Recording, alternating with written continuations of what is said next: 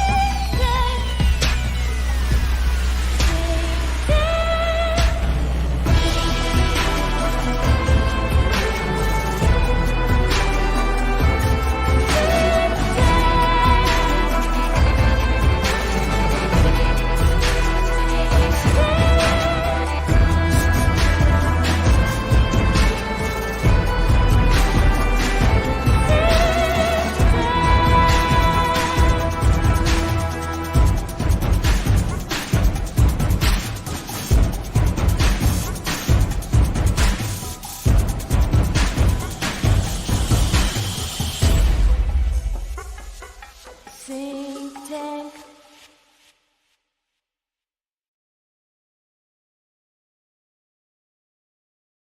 Well, you know, I have to. Sorry, gotta add yourselves to the stream afterwards. Welcome to SyncTank, everybody. How you doing?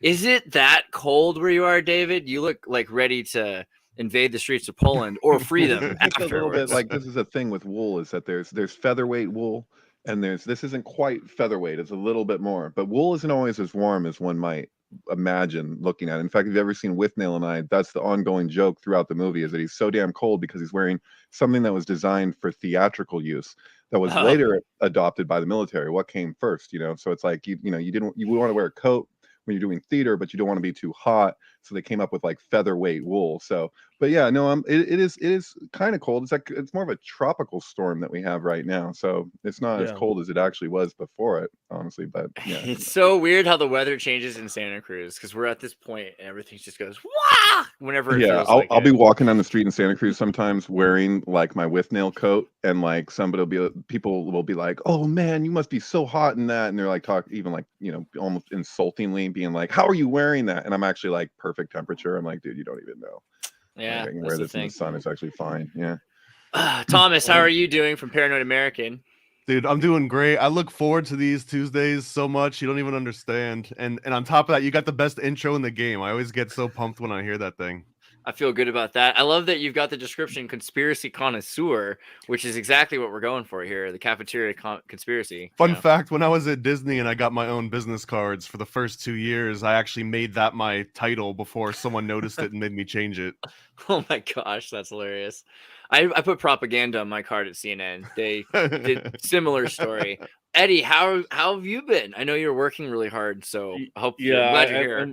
I'm actually in a hard spot because I didn't finish my last job and now I got a new film job just started yesterday. So I'm like, I don't know. I'm on. You started right another one? How are you doing? Well, So how do you do that many storyboards for that many projects? Or what's going on? No, it's just the other job. I kind of like owe them like a chunk of like extra footage, and it just got out of control because I'm a quality. I'm kind of nitpicking at the quality of it, so I don't want to hand in something. I want to work with them again. So that was supposed to end like a while ago and didn't finish it, and then started kind of lingering on, even though I didn't get. They stopped paying me for 2 weeks already, and now this thing just got started. So I have to kickstart right away on this other job. And I thought I had more buffer zone basically, but no, I'm basically like. And so is this for both ends?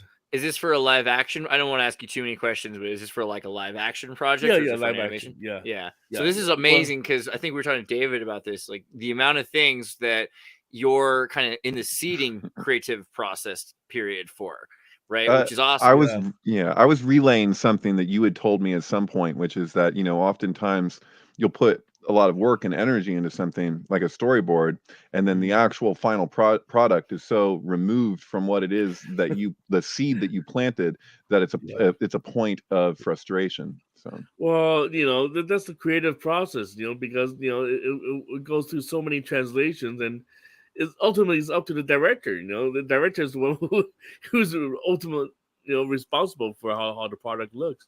I mean, I do my best with storyboards, and if the storyboard doesn't help the director, then that's a problem. I mean, I try my best to give all the directions, but I don't want to,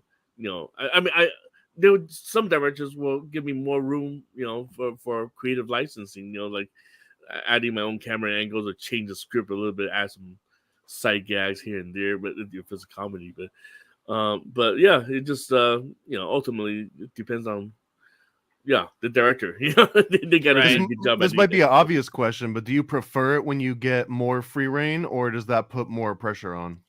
I think I prefer that they give me a little freedom, because if it's got to be verbatim, it gets a little, it doesn't make it fun to work on anymore. But if it's really good idea already executed, then yeah, I say, oh well, that's great. Yeah, I try my best to make this translate the words. However the notes turned out to be. Do you guys know who Michael Allen is? He has that shop, Digital Debris, in LA. That, like, he's a sync head. He does a lot of stuff for Burning Man and stuff. But really? He stayed at his place, and he named his projector rental place / art gallery / theater space. He named it after his girlfriend Bree, and she got a gig on Lord of the Rings, and she kind of, I hope I do this justice, she told me this story, and it was so good and relatable to what we're talking about, where basically somebody dropped out, and she filled in their position, but she felt herself that she was not kind of qualified for what it was that they were asking, but she managed to get a ticket to New Zealand. Is that where Lord of the Rings was filmed? So she flew out to New Zealand, and she goes to like one of her in charge people, and she gets them alone, and she basically tells him that she's not qualified for this thing, but she's just like overwhelmed by it, and she doesn't think that she can do it. And the person basically was like, in so many words, I can't remember exactly, but it's kind of like, I'm going to pretend that you didn't just come in here and tell me that. Get out of my office, kind of thing. But her big revelation in the process was that the people that she was working with were actually as, if not more, less qualified than her, but their attitude around it was kind of like, whatever, fake it till you make it. They wouldn't admit. And so one of the things is that while they were working on, that, I forget the name of that character, but the one who gets stabbed in the face by the woman who says, I am no man. And they're riding on this like long neck kind of creature. And so like that creature was her and a few people, they designed this together. And, there was also, she did King Kong, both King Kong movies, and I think Return of the King. She returned, Return of the King. She they asked her back. But one of her big issues that she experienced was that they would work on something like she was getting King Kong's hair directionally matching what's her name, who was in King Kong, Naomi Watts, was it? Yeah, I Am No Man hits totally differently in 2023. Right, totally. And so like there's this whole thing where it's like they had this design for this character, and Peter Jackson, he kept on like, basically he would show up and she would interact with him every once in a while, like he'd look at what's your progress, and if he didn't not like what they were doing, but was like wanted to try it differently, all the people on her team would just like totally complain about it, like, this is such bullshit, whatever. And she was just kind of like, whatever, we're getting paid, just do the thing. And then he'd go back to like the original thing, and they'd be like, oh man, why didn't he just take that to begin with, and have this whole thing. It's like, so I think because she didn't have that attitude was probably why she was invited back. And I just find it kind of ironic that like that phenomenon of like, it's kind of like you can learn as you go. That's okay. It's all in the attitude. So if somebody's got such an arrogant attitude that it's like they don't think that they can do any wrong, they're just like kind of projecting that, no, I got this or whatever. That doesn't, I mean, I don't know. I think that is a degree of humility is good when it comes to. Well, I mean, the things that, directors mostly, when they're like directing film that's so big, like Lord of the Rings, and they don't, most of them, I'm not talking about Peter Jackson himself, but mostly they'll be drowned out by these studio noises. They'll be like, oh well, do it this way, Yeah. do it that way, because they will have a crisis making decisions. It was And really they don't wanna smart be- of Steven Jackson to have like all of the animatics and all of the storyboards ready to go so that they could buy a project. And then Did you it was just going to be smoosh filmed. Steven Spielberg and Peter Jackson together into Did I one? do that? What'd I do? You said Probably. Steven Jackson. Oh Yeah. God, sorry. Yeah, That's it's because right. I was thinking about Meet the Feebles, right? That's the thing that sticks out to me is Right. that how do you take a guy who made Meet the Feebles and say, yeah, let's put him in charge of the anti-Harry Potter, Lord of the Rings, Christian magic stuff. I Yeah. mean, this is about syphilis, you know. I mean, and in a weird way, so is Lord of the Rings, but I find that it's not likely that you could take someone that was this creative and let him just go free with Lord of the Rings. So the fact that he had all of the storyboards ready, or whatever, what's it called? Not just storyboards, but the animation boards. And Yeah, the, you know, like creative content. Yeah, nowadays it's even more complicated because now they're gonna have previs, which is Right. pre-visualization, which There it is. Yeah, What the a reels, previs. the story reels, you know, the animatics, you know. Yeah. Yeah. So the previs is crazy with like what do you call it? Poser software and iClone, Cinema 4D, iClone, and all these things. So now you've got all this, and you're supposed to have even intonation, which is so. I remember that was the thing that was really upsetting Hollywood in the early 21st century was that you could record intonation, and you're now telling actors how to read the line. And a big thing actors like to do is to say it completely off from the way it's written, so they feel like they made it more natural somehow. They took the words and then they put the emphasis. What do you mean? You know, oh, I'm so special. Like, so to take that away from the actor, and yeah, we're getting to the point where who is the guy from? So the Lord of the Rings actor who played Gollum played Caesar in Planet of the Apes. All of these CGI, characters. Yeah. Can But we that see was- his face? What does he look like? Andy, I forgot what's his name. Andy Yeah. Serkis. There it is. Yeah, Andy Circus. Actually, there was a big controversy. Andy Circus was having big fight with the CG animators, which a lot of my friends were. Well, they wanna stole kill this his. guy. They stole his rigs too, because the thing is, after they record him, then they have those rigs, so you can Well, reuse the rig later. This is a jealousy situation because he was. I don't want to say who's right or who's wrong, but Andy Circus he wants to take all the credit, all the Oscar-worthy credit. You know, I'm the one who's the ape. When the rigging people say, no, we're the one who make you look like an ape. You know, like we patch you with like thousands of cables to make you look like Right. it. You know what's funny yeah, about that though, and kind of maybe ironic, is that in 1968 they made a special new Oscar category for makeup, and they gave it to Planet of the Apes, this special new Oscar. And if I recall correctly, it was the belief of Arthur C. Clarke, I believe he said, that the only reason why, like if you're looking at like 2001: A Space Odyssey versus Planet of the Apes, who had the better ape makeup? You know, I mean, those apes were made to look humanoid or whatever in Planet of the Apes, but like, so Arthur C. Clarke, I believe, argued that he felt that they literally didn't know, that like they didn't put together that, oh, these apes in 2001, these are actors. In fact, that one you're looking at right there in that shot, do you know what that is? That is the director of photography for John Lennon's Imagine video. Right. Is the actor inside of that costume, you know, which is just, I mean, like, did they do that for symbolic Of course. effect? What? You know? No, it's just an accident. Like, Right.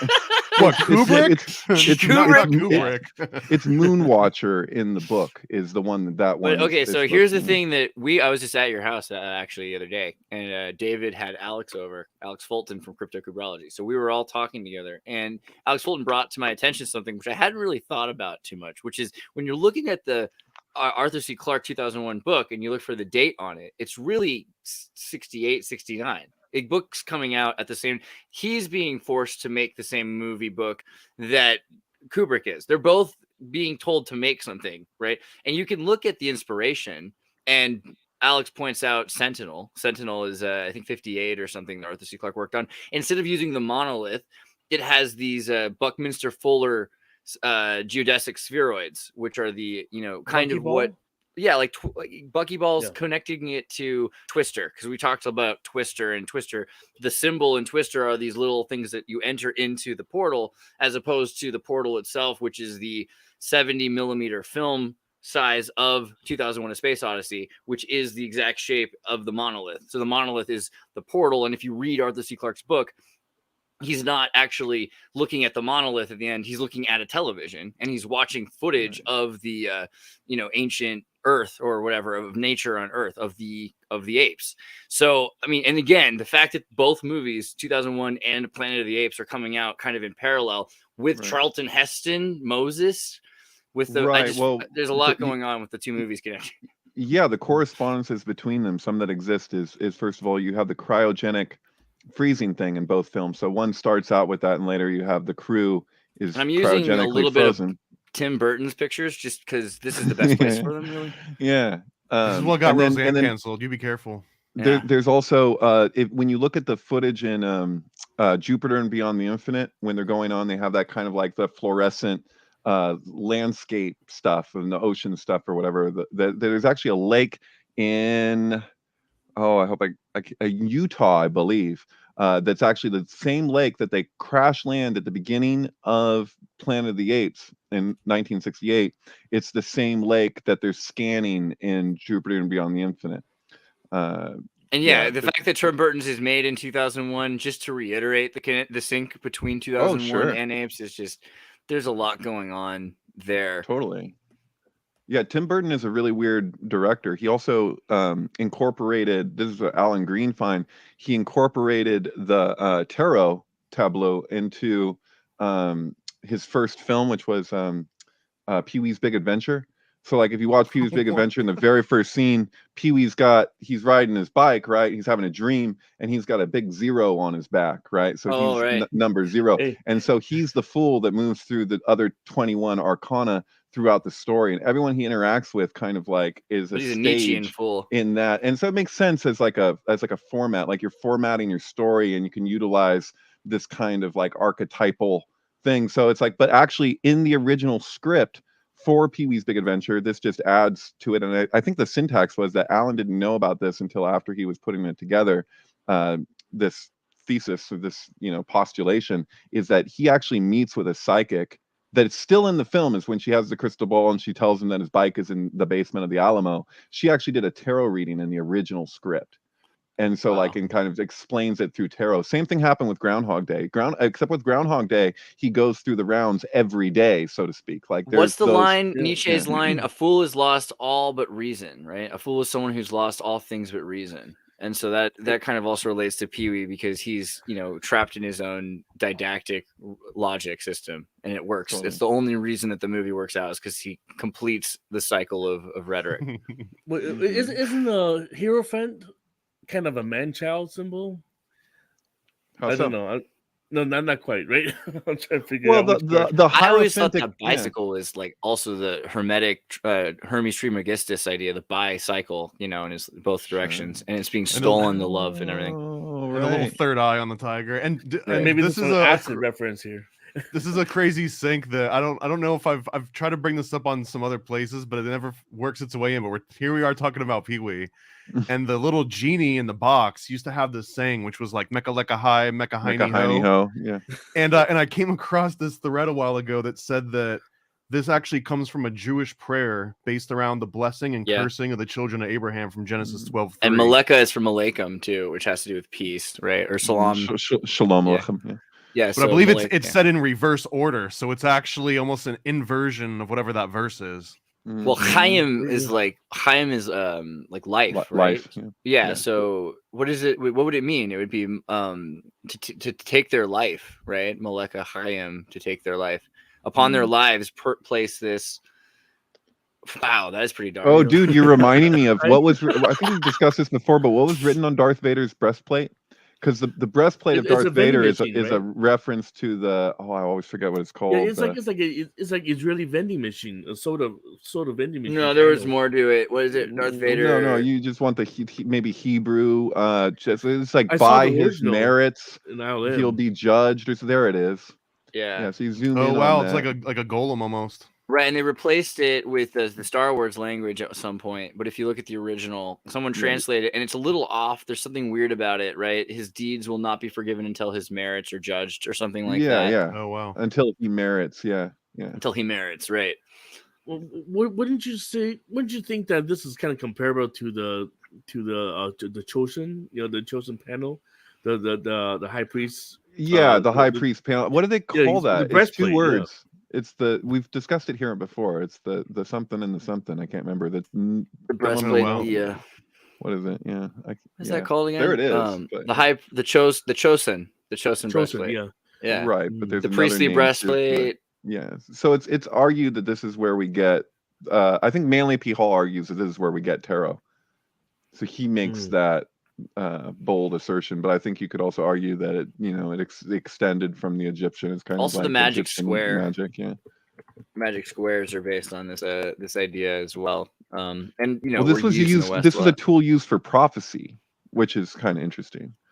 And so Star Wars is definitely loaded with that idea. There's that book from Joseph Campbell, The Power of Myth. It's kind of it's not the most profound thing, but it's helpful. Speaking of the 12 jewels, the 12 tribes, I noticed that in Oscars, do you see the dance that was performed by the singer Talking Heads? What's his name? David Brin. Yeah, Burns. So, did you see the performance? It has like 11 rays, and they're in the middle. I don't know, just something really like. Wow. It just feels like a ritual. I keep telling myself I'm going to start watching the Oscars because, like, at this point, let's not kid ourselves. There's a lot of symbols going There's on. literally nothing else but symbolism, right? So it seems it almost looks like the Cremaster cycle. You know what I mean? Just for an audience. Oh God, we need to get into that too. Have you guys ever seen the Cremaster cycle? By Barney Pink, whatever. The guy who was married to Bjork. Cremaster cycle. Oh yeah. I know what you're talking about. Yeah, totally. God, and so basically the way it was sold on to me was that he married Bjork, got her to invest all this money, made like this crazy film, and then that makes me like her. it even more. I want to see the River of Fundament, man. Like that's like quite a cast. It's got freaking Debbie Harry in there. I mean, come on. Is that him? That's the guy. So what? So nuts. So what this guy? Like 6 hours of just. I actually made a post about him. But what he was able to do, it's like he made it so his films are like a museum artifact or something. Right. Like they're not to pay like $3,000 out of like 1 out of 100, and exactly same as Maria Abramovich to see this stuff. You go to the MoMA, and it's clearly inspired by Indonesian demonology and sex magic, because it is literally called the Cremaster cycle. So it's like Kegel exercises, but for dudes. Yeah. Oh my God! I made a post on. I'm trying to find it. Yeah. Wow. This guy. Because the Oscars remind me of this a little bit. His books. I'm sorry, but his books. He created those books that was part of the scandal, right? Part of the pedophilia. The magazine.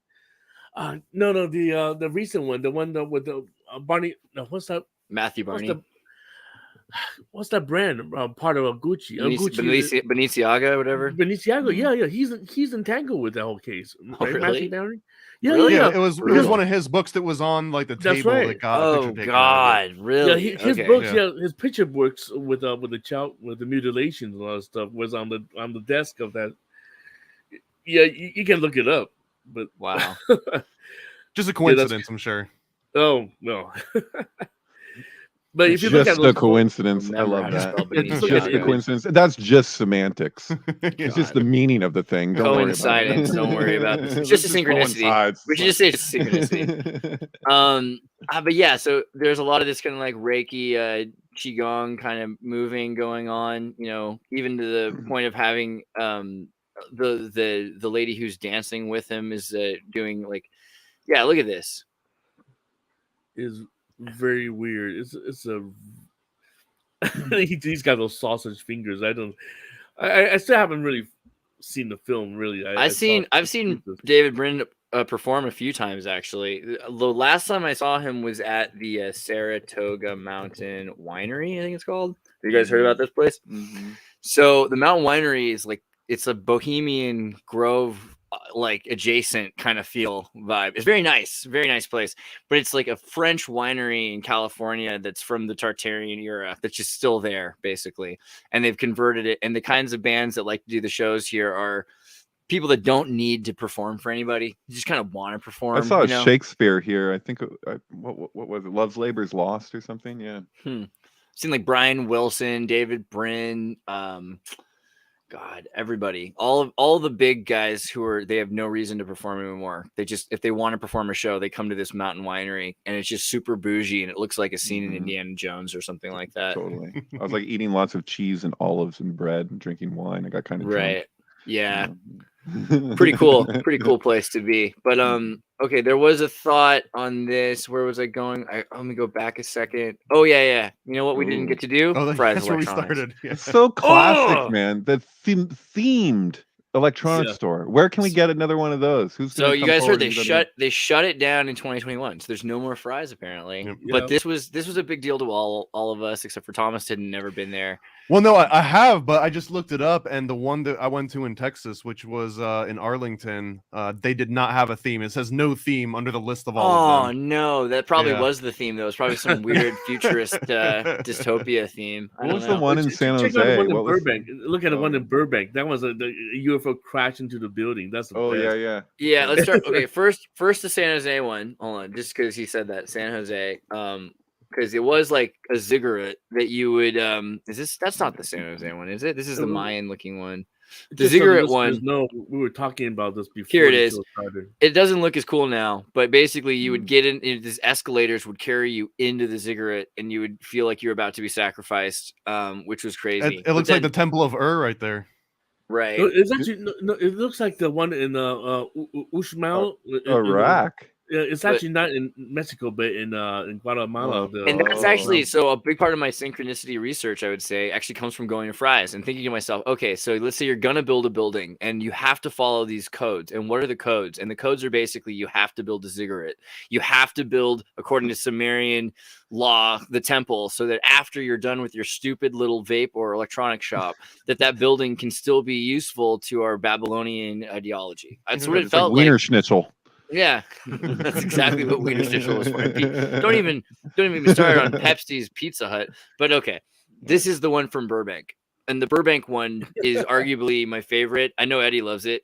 I love that place. Man. It was like it was a magical place. I used to go like. The So whole what would vibe- that be now? What whole vibe building has taken over? Is there one like this besides like empty. the Chase Banks? I think because Washington Mutual Banks used to have these really cool, like Washington Mutual Bank murals. You know what I'm talking about? Is that the right one? Oh, geez, you know, it's kind of eerie that you brought up Washington Mutual because They have these now crazy murals and these amazing mosaics, and they're just all over the world. But they don't Someone in exist, right? Hollywood had that too, Creepily prophetic, right? What was the one? Well, no, the banking collapsed. You know, the Washington Mutual was like one of them that collapsed in 2008, right? So you have to go to Chase now, and Chase has all the murals still. And if you go to the How does Anaheim- Chase get like a swastika for their logo? I don't know. well, how does Bank of America get away with it? Right. Well, Bank Bank of America, America- America has the squaring of the Bank Masonic America- stance, Yeah, right? Arguably, Bank yeah, of the three America's steps. logo.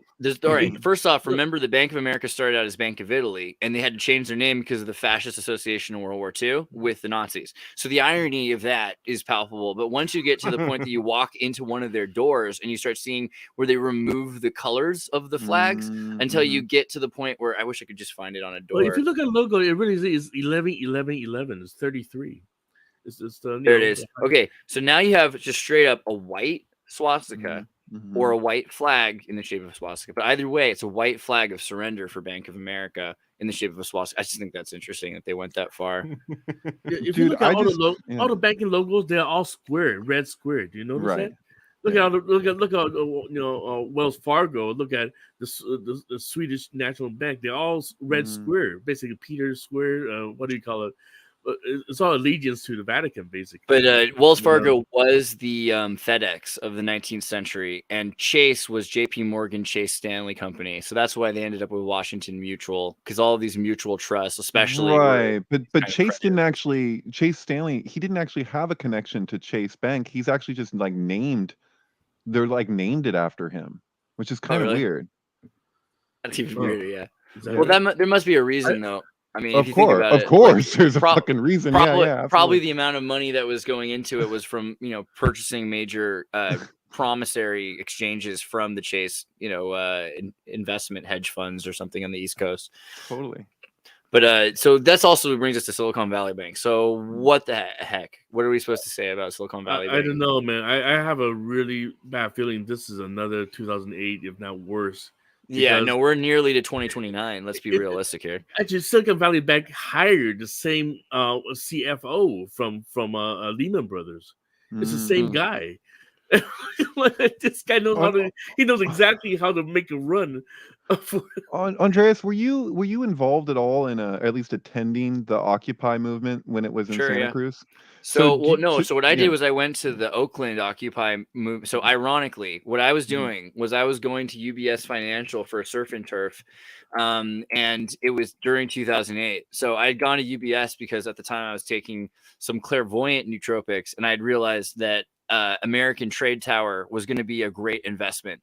And so I told them this, and I made a really solid investment decision for my mother. And then they wanted to know more about me or why. So I was going to talk to UBS about things because they asked me like, what would be your next suggestion? And I said, read Ecclesiastes. So they were like, okay, this guy's weird. But I get to Oakland and in a tower, and I'm having lobster and steak. And I'm wearing silk, and I'm like, okay, this is interesting. I go downstairs after all this, and there's the Occupy movement in the streets. So, let's see, Occupy Oakland 2008. I have this film somewhere too, which is like the other thing.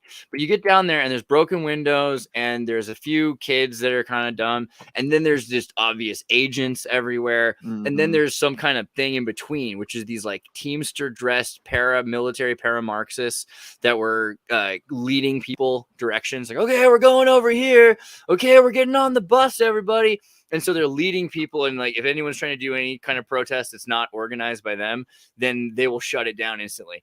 And then they bring these buses, and one of the buses says Transporter. Let me see if I can find bus transporter. If I can find, I probably can't even find a picture of it. Oh yeah, wow, you can even find pictures. So people would get on these buses, and one of them said Transporter instead of Transporter. And I thought that was really interesting. It looked like a real bus, and it looked like, I don't know how you could mess that up because it was printed. So you had to have purposefully labeled your bus the Transporter. But this is not the one either. I mean, it looked really like a normal one of these and one of these, right? These kinds of bus things. But this is eerily reminding me of doing the BLM riots. They were like these buses just unloading these prisoners. But remember, BLM came after 2008. 2008 was one of the earlier ones of this century, but just exactly the same as things the Teamsters always did. And so what they did was I don't know if I can even find the thing. What they did was they got a bunch of people to get on the bus and go block the trade bay. And the reason was they thought that if the Chinese couldn't bring their products in, they would then have to return the boats back to China. And when they got back, they'd have to explain. So the Chinese newspaper is saying Marxists in California rebelling against unfair American financial issues. And it was all this amazingly planned event. Yeah, that's what I remember about the Oakland. So there was like a bunch of people who decided that they would all close their accounts at the Wells Fargo downtown, and it took 5 people, from what I remember, before Wells Fargo in the middle of the day closed their bank, excuse me, because they don't have that much money there.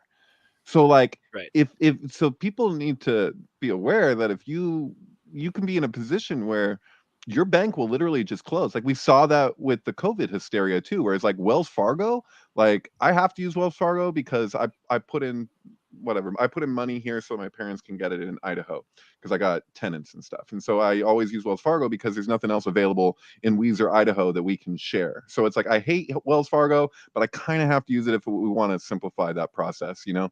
But anyway, yeah, they will literally close their doors if it comes to that, because most of it is just digital. You know, you have numbers on a screen. How much money do they actually have at any given bank, and how many people does it take closing their account before they're just like, go away, we're done, you know? And the answer is easier than you think. So basically, let's say that they think they have $10,000, but there's $1,000, right? So that's kind of the answer for it right there. Everything you think they have about a tenth of that, and so anything that they're supposed to trade on, they're going to try proactively to have as little money as necessary to trade on more. So they're going to have $1 for every $10 of yours, and they'll do that. So if you get enough people thinking, oh well, I only have a few $1,000s in this bank or something like that, but 5 people have $2,000 in that bank. Yeah, you can destroy that bank in a week, which is not that you should do that. Right. It's just basically it's like you go to casino, you just calling the bluff on the casino. Like here, give me I just want a jackpot, and the machine you just say it's a faulty machine, but you got the money, don't you? Come on, but it's like these people at SPV, they're limited to what, to a $250,000, no more than a $250,000, but most of them, all these startups, they have hundreds of millions invested in this bank. All You're these, talking like, the FDIC insurance that goes up to 250. The FDIC almost didn't step up to it. I mean, what's her name? The last chair of the Federal Reserve, that woman, Yellen. She was like, no, we're not going to cover it this time. I'm like, you gotta be shitting me. There's no way you cannot cover this. Well, what's funny is that the FDIC, if you just take a step back and look upwards, the FDIC works the exact same way that the banks do. So technically, if enough banks were to fail, that would be a run on the FDIC in the same way, just at one octave higher, essentially. It'll be the printing press, like the dollar printing press, like going on. Let me see if I can find this. So I was seeing a friend of mine. I don't know if can you read that, or is it covered by the Facebook logo? Those monsters. 1 second. So I was reading a friend of mine's post, and I was just freaked out because he's a rapper, and he's a smart guy. But they're targeting people, and they're saying they're literally giving people free money to day trade, and it costs as low as $30 to trade with $25,000.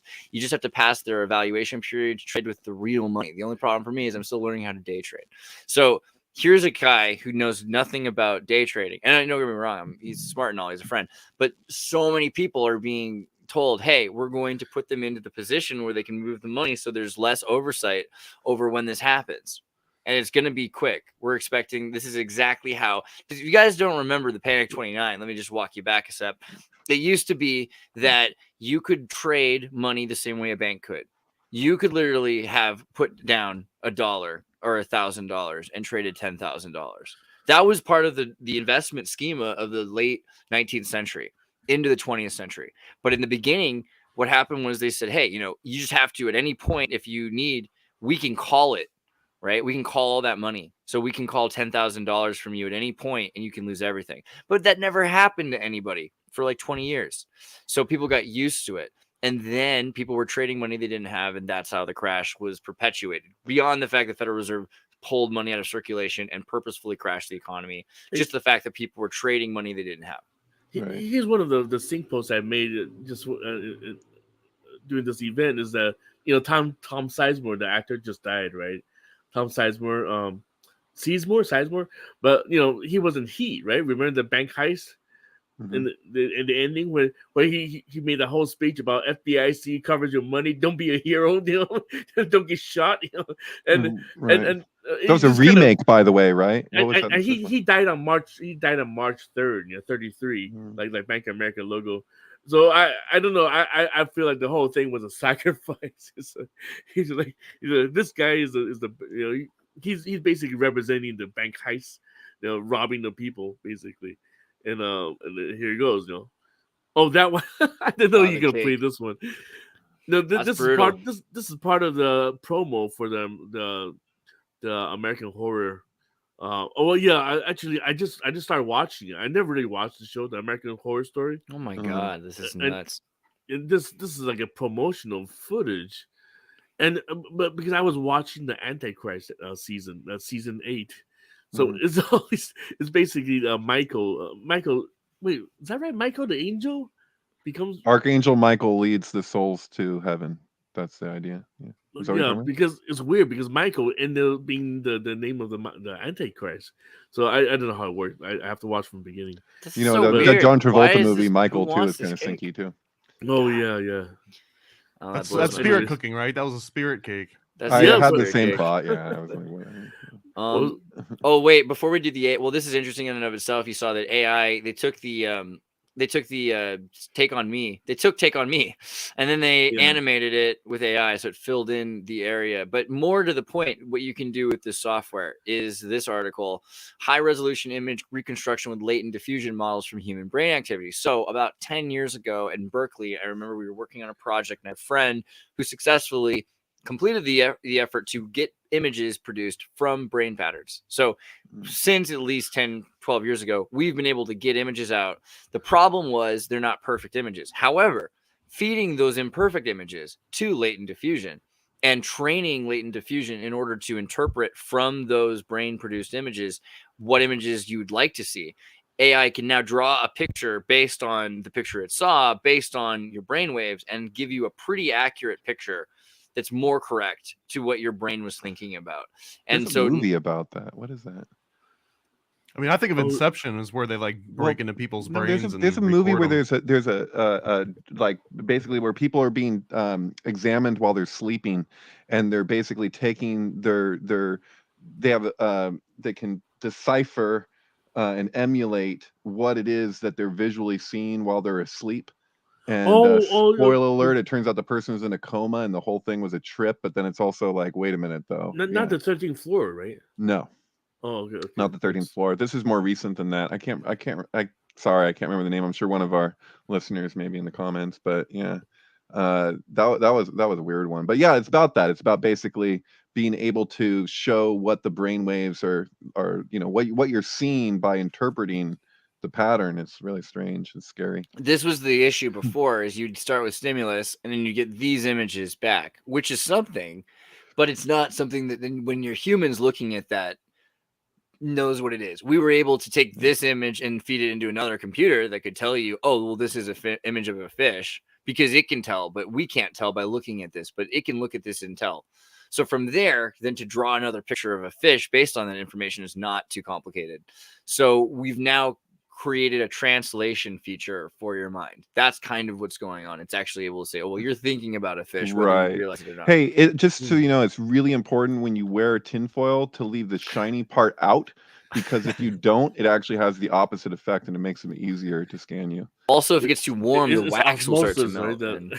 Yeah, we already talked about this too. That the angle, if they can bounce it down right around your feet, so it bounces back up and causes like a greenhouse effect with mental rays. I mean, it is interesting, tin helmets, and the idea of that the tin helmet was the number one defense that they used for so long, and the EMF is so easily blocked by tin, and that armor is blocking EMF. It does make me think there's something more to the tin helmet idea. Well, I mean, tin is the metal. I'm sorry. Now the skull blasting. What do we call those weaponry? The brain to skull. The V2K satellite. Yeah, the voice to skull. Have you ever heard tin screaming? So if you take a piece of tin and you pull it and you bend it, then it will actually start to scrape, and it'll just start going from the actual tearing of the metal. Tin is the metal sacred to Jupiter, by the way. Oh, yeah, that's right. Yeah, and Saturn is lead, right? And but actually, that doesn't quite make sense. Why is Jupiter tin? I'm trying to figure that out. Why not? Well, tin is. Yeah. It's funny because we use lead and tin in soldering, and lead solder is not as good as tin solder to a lot of people. Although some people prefer it, they think it's more poisonous. But tin solder is considered more valuable or more expensive and more difficult to work with. Right. I think in the back in the day with the sinkhole that they used to look at the Tin Man through that lens. So the Tin Man needs a heart. And you'll see that symbolism show up in different places related to Jupiter throughout, like basically, Do you think 42 has anything to do with the heart? 42. Well, it's 42 principles of Ma'at that determine your afterlife. Weighing your heart against that of a feather. Right. Yeah. That's right. The Matt's feather. Yeah. The Jupiter is also associated with the adrenal glands. Oh, is that right? Mm-hmm. Yeah, according to I think Rosicrucian and wherever the Rosicrucians got that from. And somebody just typed that. I didn't know Sizemore was in a movie called Adrenochrome in 2016. Oh wow! What's that about? I don't know. Somebody just typed that. Yeah. You were talking about... So if you go back to the moon, it's very weird. There was a crash last night. Well, 2 days ago. On Tuesday. I got some stuff on the moon to share too. Thank you for bringing this up. But if you watch it, you see a little bright spot. Just really quickly, we'll go back to it. It's all part of something. So first off, Samsung just proven to be faking moon pictures, moon pictures. How is that happening? So here's how it works. You take a picture of the moon. The moon isn't perfect. It fills in the picture of the moon with detail that isn't yours. It's their own stock moon training footage. Meaning, if you see something that's not there to them, they'll remove what you saw and replace it with the picture of the moon you're supposed to see. They're blocking out the moon. All right, now back to this. Anyway, this picture here probably confused a lot of people with Samsung devices, but keep going. Wow. Okay, there it is right there. Sorry, I'll just go back a second. See right at the bottom right there? Do you see where that's an explosion, man? That's not a beacon. Right there. You can see that fall off too. Dang, right there. I think we're ready to attack the moon because it's an alien base. Or it's happening now, yeah. Is there a country music concert going on there? It's a Death Star. Dude, Lunavision's every year it's getting bigger and bigger. The chef of the Queen just died at 66. I just thought it was interesting. He's like, he never liked that guy's food anyway. Yeah, he said, "You're trying to poison me this time. You can never let my son take the throne." That's pretty weird. And Google, if you look at that movie, right, the Oscar winner, Everything, Everywhere. Google, right? Googly eye, right? That's the whole thing. Googly Christopher Walken is in on it, man. Googly eyes on it. What did you guys think about the movie itself? I haven't seen it. I actually got to sit down and watch it. But Thomas, tell us about it. I haven't seen it yet. I was looking at it. I mean, it's good. It's a movie that I feel like you have to watch like 2 or 3 times to understand what's going on, unless that's just me. Really? Where my mind drifts. Maybe that's I watched the first 10 minutes of it. Maybe I don't know. It didn't feel like it was deep. It just felt like I didn't know. I didn't understand what the hell was going on. It's not that deep, but it's good. I felt like it was the Matrix movie we were promised. So like it was like, because the Matrix 4 came out, and sorry guys if you disagree, but I felt like it was twaddle. And then this felt like it was the real Matrix movie that we were anticipating. You know, that's hilarious. You know, I personally cannot watch a movie with faking Chinese accents. You know, I mean, the first time you ever just like, oh, we in Chinatown laundry. I'm like, cut it the fuck off. Did you ever see that? It gives me heebie-jeebies, you know. It's like 16 candles. I'm actually myself, but geez, oh my god, I used to have an English housemate that I'd always ask him to like impersonate an American accent, and he could only be a Texan or he could be a surfer.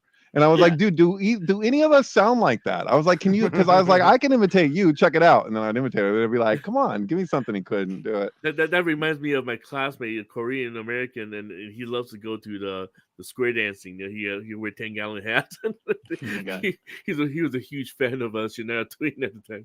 Did you ever see that movie Symbols in 2009? The Japanese movie about the Mexican wrestler and the penises. Go on, you've got my attention. So, I mean, you know, I always like to make a recommendation based on if someone was like, I don't think I want to watch that movie. I'm like, well, there's another weirder movie. Don't worry.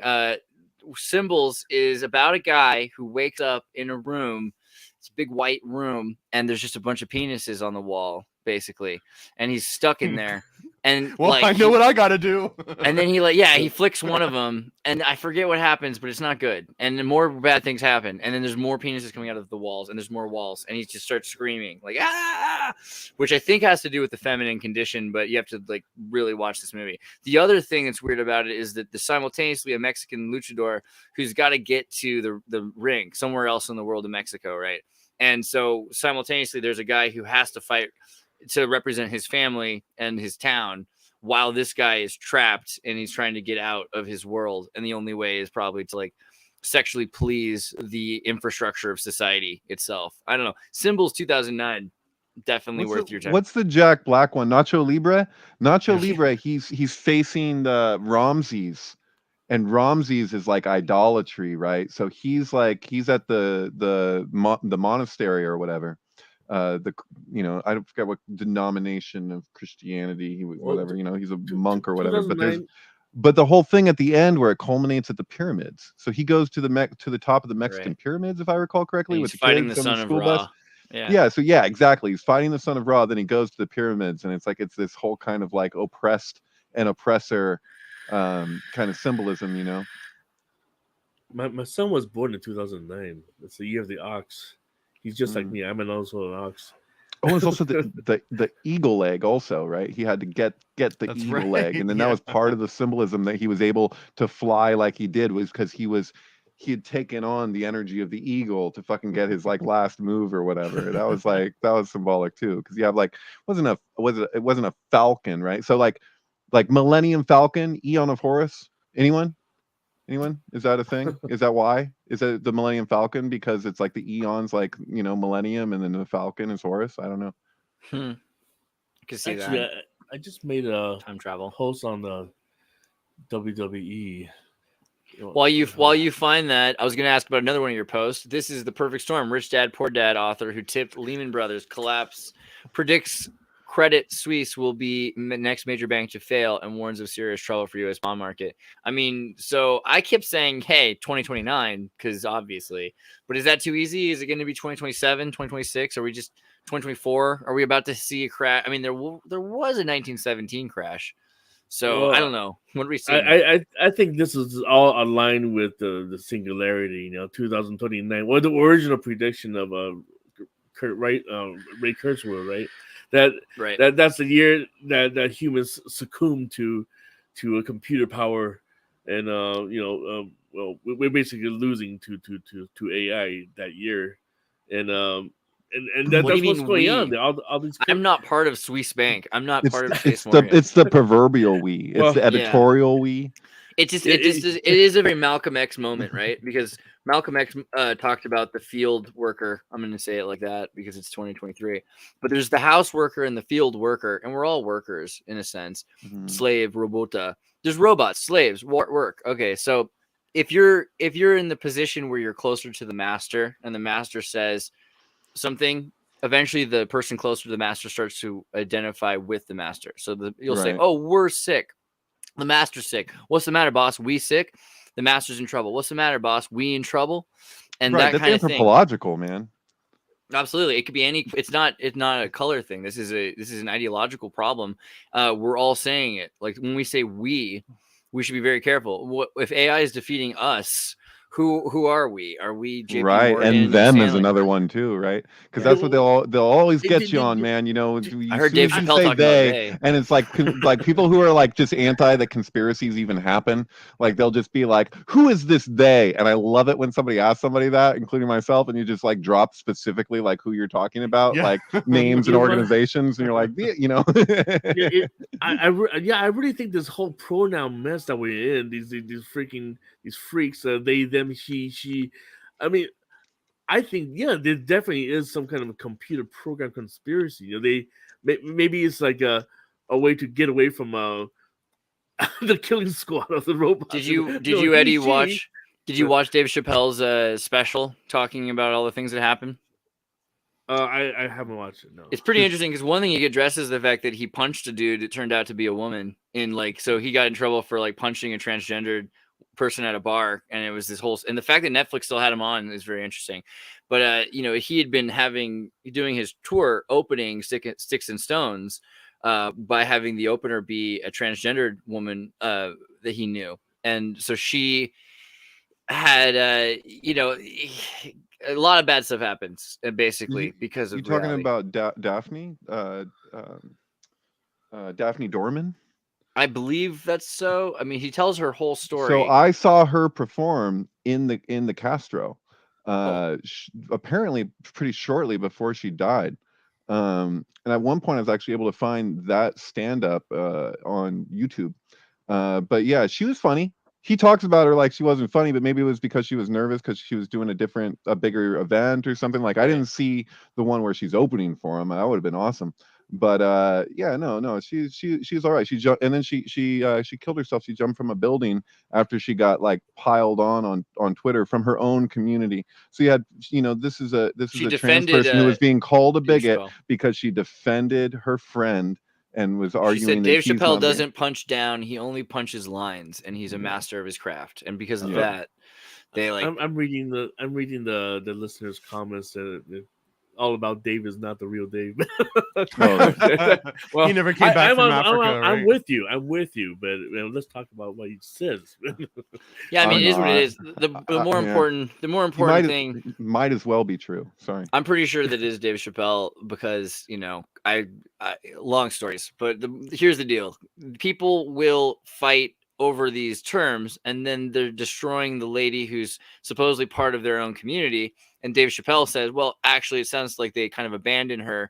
And she was part of his community of comedians. And what are comedians? Comedians are philosophers and dramaticians in disguise. So here's somebody who's trying to really address the issues of transgenderism in our society. And we're fighting against each other at that point. We need to probably band together with some trans, because some of them, and she says at this point, you don't need to understand me. You just need to understand I'm having a human experience. And that's like the most true and relatable thing for any person. If you look at the whole thing with like Austin, Texas, right? All these comedians, like there was an exodus, right, back in the beginning of the pandemic, because the comedians can no longer say anything right. They're being canceled every left and right. So Joe Rogan, right? He pioneered it. He went there, moved there, and he's building his own club over there right now. So everybody's just like begging to go there, but they're all a bunch of liberals anyway. But at the same time, they're liberals afraid of the liberal movement. Turning comedy into a cesspool of politically correctness, and I don't know. It's just weird, I just don't understand the comedians. They're trying to escape from the imprisonment. We're talking about a very special case, right? So, like, I personally, I believe Dave Chappelle when he basically suggests that there's something that he's not sharing because it's what he has that keeps it, like, he's basically doing reverse blackmail, because blackmail is rampant, and he basically, he had to sacrifice a lot to remove himself from what he had immersed himself in. And when he did Half Baked, he's like, I produced an entirely different movie. Like, they had us doing all of these scenes that they said wouldn't even be used. We just want to try it just to see what it's like. And then they basically made their own movie. So it's like somebody who thinks that they're in control and finds out just how little control they actually have. And so he's now like, okay, if I can do my stand-up, if you let me have that, if you let me have this one thing, that's the compromise. It's like, look, okay, I don't have to take the full deal. But like, I do think that, when he talks about that book Pimp, and he's basically describing this mechanism, this power dynamic mechanism, like, I think that's all, like, he's in a position where he's like, look, like, if I said what it actually is that I'm holding, I would be done for, and it would have its impact. I think I have more impact just doing just working around every other fucking issue that I see and pointing out the ridiculousness of some of it, or, whatever. But it's like, yeah, I think he's had to compromise a lot, but I think he's still doing something that a lot of people out there aren't able to do. You know what I really want to see? I want to see that contract that Comedy Central offered to Dave Chappelle before he disappeared to Africa.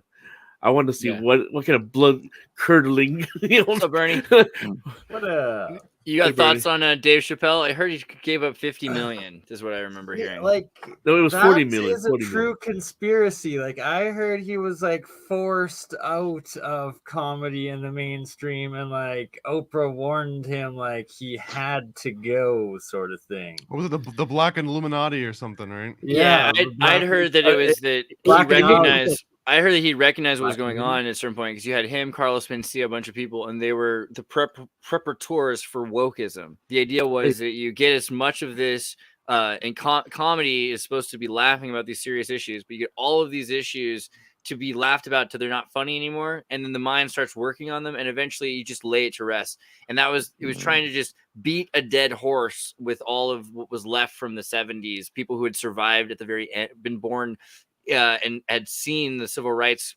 period at their earliest childhood, that were still post-traumatically stressed, like Carlos Mencia or Dave Chappelle, that they would then exhaust themselves publicly, and then we'd end in the Michelle Obama wokeism, which is really the period that's ending now. If you look at all the original Black comedians, they're all forced to do one thing or another forced into dark arts. Look at Sammy Jr. What's his name? Shaq. He didn't seem yeah, forced, yeah, bro. He he- seemed like he jumped in head first willingly on that one. Yeah. Sammy Davis Stay- Jr. making where are you? Lucifer. I mean, actually, that's an interesting point. It's another thought was the first line of Immortal Human Cells. You know about this, right? Of Henrietta Lacks, right? So there was a woman, and she was an African-American woman who was never told that her cells from her cancer or something had turned out to be the first immortal human cells, and they still use them to this day for all sorts of scientific testing, and her family were never reimbursed for it. But it's interesting because usually what happens is the cells will die and they won't be able to reproduce the data forever. Here are cells that can do this, and it might end up leading to transhumanism, immortality, right? Ray Kurzweil might end up being part black girl. That's the only way. Well, What? you know what? Can we watch the footage of Ray Kurzweil like role playing? He's playing this woman. He played it in the virtual reality game. He has his alter ego. Go to alter ego. Alter ego. Oops. Yeah, Alter. I forgot her name. Her name is oh yeah, Romana. Yeah, the first video. What? Just What? watch that. It's freaking hilarious. Oh, let Yeah, me go back this- down here. This is like the smartest man on the planet, and here he is. He's talking about you He's can live your fantasy. he's a He's got his own. replica. He's got his own Helena. All right. Well, yeah, can't yeah. be Well, that. just watch. He's gonna transform. He's gonna put on Helena. all the. Look, There you go. I don't know. That's You're the best. skipping the video. No, Paranoid Americans got better AI than that. Can you play the audio? Oh, well, the audio is hard to do on this computer. Hold on. Let me see if I Oh, can okay, get there. never mind. But it's just so funny how he's like talking in a feminine voice. This is like his changed his dream. This is Boy, a Rocky Horror Picture Show right now. I mean, He this is my loves- dream. Taking This is us, what I. Eddie. This is basically what I do all day. So I don't know. Ray Kurzweil's on it. He's on the wave. He was there first. He's like singularity. Here I come, baby. I mean, so I remember I I'm went the to best see. of me. I went to the Salzburg Opera in 2001, and my first thought was you could replace all these people. I was like 11 years old, and I was like, all you need is a pressurized vapor cannon and some holographic laser projector and Poser 4 or whatever iClone grew up to become, but Poser 4 back then, and you could basically do all of this, and you would start storing the rigs and models. I could see it then. You could store the greatest ballerina performances of all time. You could combine them together to perform ballets that were just physically impossible to do. I mean, we're almost there. So that's part of his goal. And again, we talked about the Hermes Trismegistus idea of your binary self, that there's masculine and feminine identity. So Ray Kurzweil is clearly into the alchemical transition. This is nothing different. It also seems better than what the Wachowski brothers are doing. Sisters. I love excuse me. my alchemy. And any of you watched his documentary, the Transcendent Man? This is where he shows off his like 40 pills that he eats every day. Yeah, he's I think got more this than that crazy now, yeah. regimen trying to reduce his wrinkles, and you know, William Shatner was featured in it too, and William Shatner just made headlines like 2 days ago. He's just crying. He's like, "I'm 91. I'm gonna die. I'm almost gonna die." Oh, I'm like, "You're no. 91 years old. Everybody around you died. You're the only one left." I mean, and he's just so scared. And I just kept thinking about Ray Scared. Kurzweil and him, just like these people who have refused to die, who they Just have no. refused to Well, die. but I'm just Was it saying like that Trinity in the Matrix? Just die already. Jesus Christ. Yeah, just like Hey, unplug he's a him. Canadian icon. Don't Yank that curse our. Do you remember when they asked him? He said, "Like, how do I look so young at 91?" Well, it's simple. I drink the blood of young runaways. Remember? Just everything he's saying, just like he has this existential. He has no spiritualism. That's how I feel. I think he had no concept of. But he's a rocket man. He's a rocket A man. rocket man. I mean, What about diamonds in the sky. I mean, What of was that anybody, movie that he yeah. did with Anton LaVey? Maybe he had a part in this.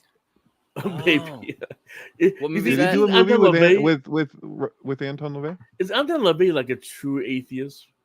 I mean, that's why No, everybody's He's like, not. He's not included. an atheist. No, he believes in Satan, man. Yeah, You that's can't the be an Devil's atheist Reign. and That's believe the in one I was Satan. thinking No, of. no, I think the true Satanism is Michael Aquino. That he's the one who's like, hey, you guys are like fumbling with this idea that there's no Satan. You've seen this. This is the one where Ernest Borgnine Right. turns into a goat-headed god.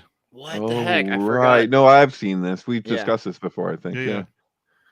Devil's Man. Reign. Yeah, Oh my God. what's the crazy obscure movie with Mick Jagger where he like shows up as like the weird like FBI like or CIA, like he's got an assassin that's like, it's like a Manchurian Candidate type film, and it's Is it old, Gimme it's like from the Shelter? No. 60s. uh The Invocation of My Demon Brother. He's in that, but no, not that. This might even, do they even have this here? It's like it's a small part and he just shows up Hmm. to influence the guy to kill somebody Manchurian Candidate style in his hallucination. So man. he's like, is he real or is he a CIA agent or what's fucking going on? But yeah, it's really strange. Forget. There's Oh, one that boy. comes to mind was I don't remember, but there were all these great Tavistock films in the early '60s that were all about mind control, and somebody has to cut off their head and put it in the trunk of their own car, and so they could be calm and collected while they drive around. You know, all the kinds of British hypno television. You know, speaking of the '60s, I made another post about. You guys seen the original Prisoner series with Yeah, of course. the actor? You know, what's his name? He played the Edward Longshank in Braveheart. He's a that great guy. actor. But the movie was just full of MK Ultra. Basically, I'm Sure. a man. I'm not a number, right? The whole thing is about I'm not a number. I'm not number 6. You don't give me any digits. I'm not a Right. binary clone. Like You know he the got mind swiped. So obsolete if, man, Twilight yeah, Zone. so and they all do. Everybody's saying doing this. I said hello. Hi. I'll be seeing you soon. Yeah. Seriously, the whole thing is about they're going the taxi driver, that Asian girl who dropped him off. She's like, oh, you gotta pay me 6 credits units. Mhm. There's basically social. Everything is predictive programming of the social credit unit that's coming up. And you watch the show again, it's like, oh my God, this thing's been programmed since the very beginning. Sure. How you turn into a binary entity. Right. But I think isn't that also the hierophantic task to basically disseminate the mysteries to the masses? Also includes all the shells around that mystery, so that basically, like, because it could go either way when you're looking at that. Because people talk about like predictive programming stuff, but say you're looking at something like The Prisoner, it's like, is this like basically people with some wherewithal? Even just some ability to have inference on like the trajectory, because it's like a slippery slope fallacy. But just because there's also the fallacy, because just because it's a fallacy doesn't mean it's untrue. But couldn't it, because that could be the idea, is that they're like, we want to let people know of what's going on, and we're artists, and we see this direction, and like the Twilight Zone, I feel, is like that. Like with Rod Serling, I mean, maybe somebody has some dirt that I've never heard, but from the best of my assessment is it's like he was somebody who actually like cared about things, and so like as an artist, because this, like, The Prisoner brings up like obsolete man for me, the one of the 3 Burgess Meredith episodes of the Twilight Zone, where he's a librarian and he's being told that his job just doesn't, he is a non-essential worker.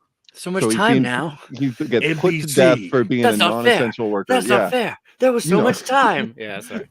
That's another one. That's another good. That's the other Burgess Meredith one, besides the one that's Oh. like the Devil's Printer Press, where he plays the devil and he's Oh. like making headlines or whatever, but it's like at the cost of people's lives and stuff for this one guy to be able to whatever. Anyway, yeah, it's And what's my latest obsession right now is because I never knew the language until my kids started playing video games, like playing Roblox, and that's an NPC. I'm like, what is an NPC? Non player character. And then also there's the memes everywhere. Is if you're a soulless being walking around like in the Matrix, you're a construct. You're part of the construct. It's a homunculus, man.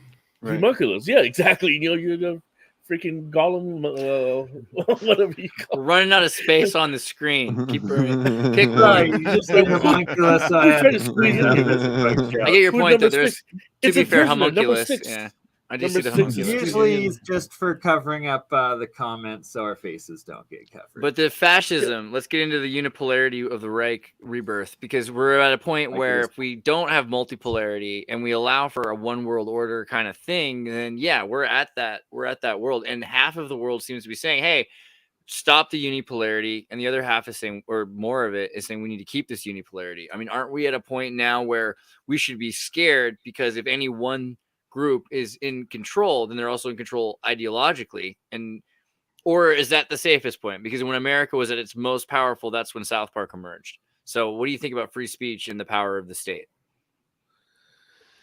They should stop effing with it. Well, I mean, but is it inherent that a more powerful state cares less about what you say? Is there more free speech in an absolutely powerful empire? Because I mean, they don't care. isn't this the argument about like would say elected yes. officials are supposed to be representative of, Well, a if larger a regime demographic of people, but if they're only free serving the speech- interests of a few corporations or whatever and all that, isn't that just like the problem isn't the system, the problem is the corruption. So like even if you have like a few people in power, like what's going to stop them? What's the incentive to get them to do what the people want? And in regards to like who are the people at the top of the chain, or the people who are keeping the base of the pyramid moving? I kind of like compare it to inbreeding, okay, the royal inbreeding. The people want to hold on to the power and silence every opposing opinion, and the only way to do that is to marry your cousin.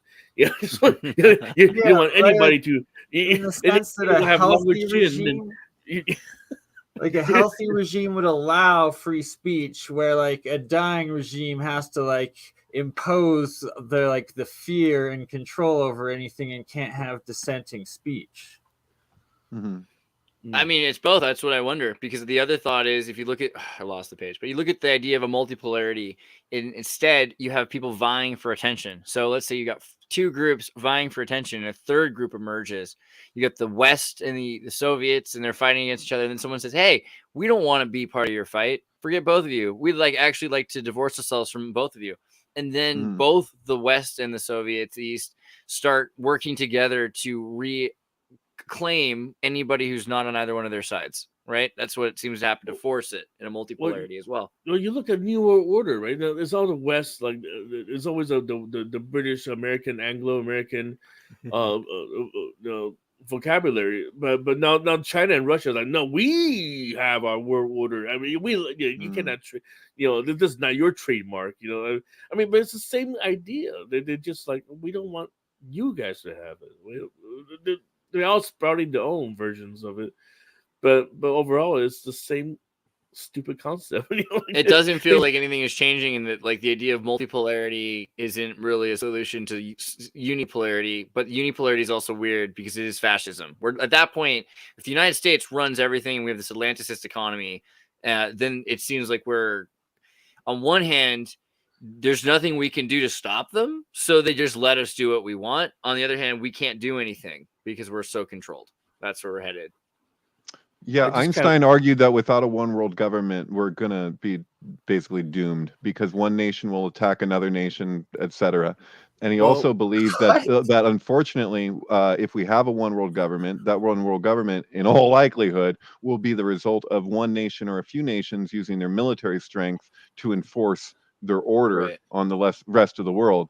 So it's a catch-22. You're like, basically, you're damned if you do, you're damned if you don't. With lots of variables included, Well, also, go ahead. You had. Sorry. You probably heard, Michio Kaku, right? Dr. Michio Kaku, who's always on Discovery Channel talking about all these. He's got long hair. Yeah, maybe.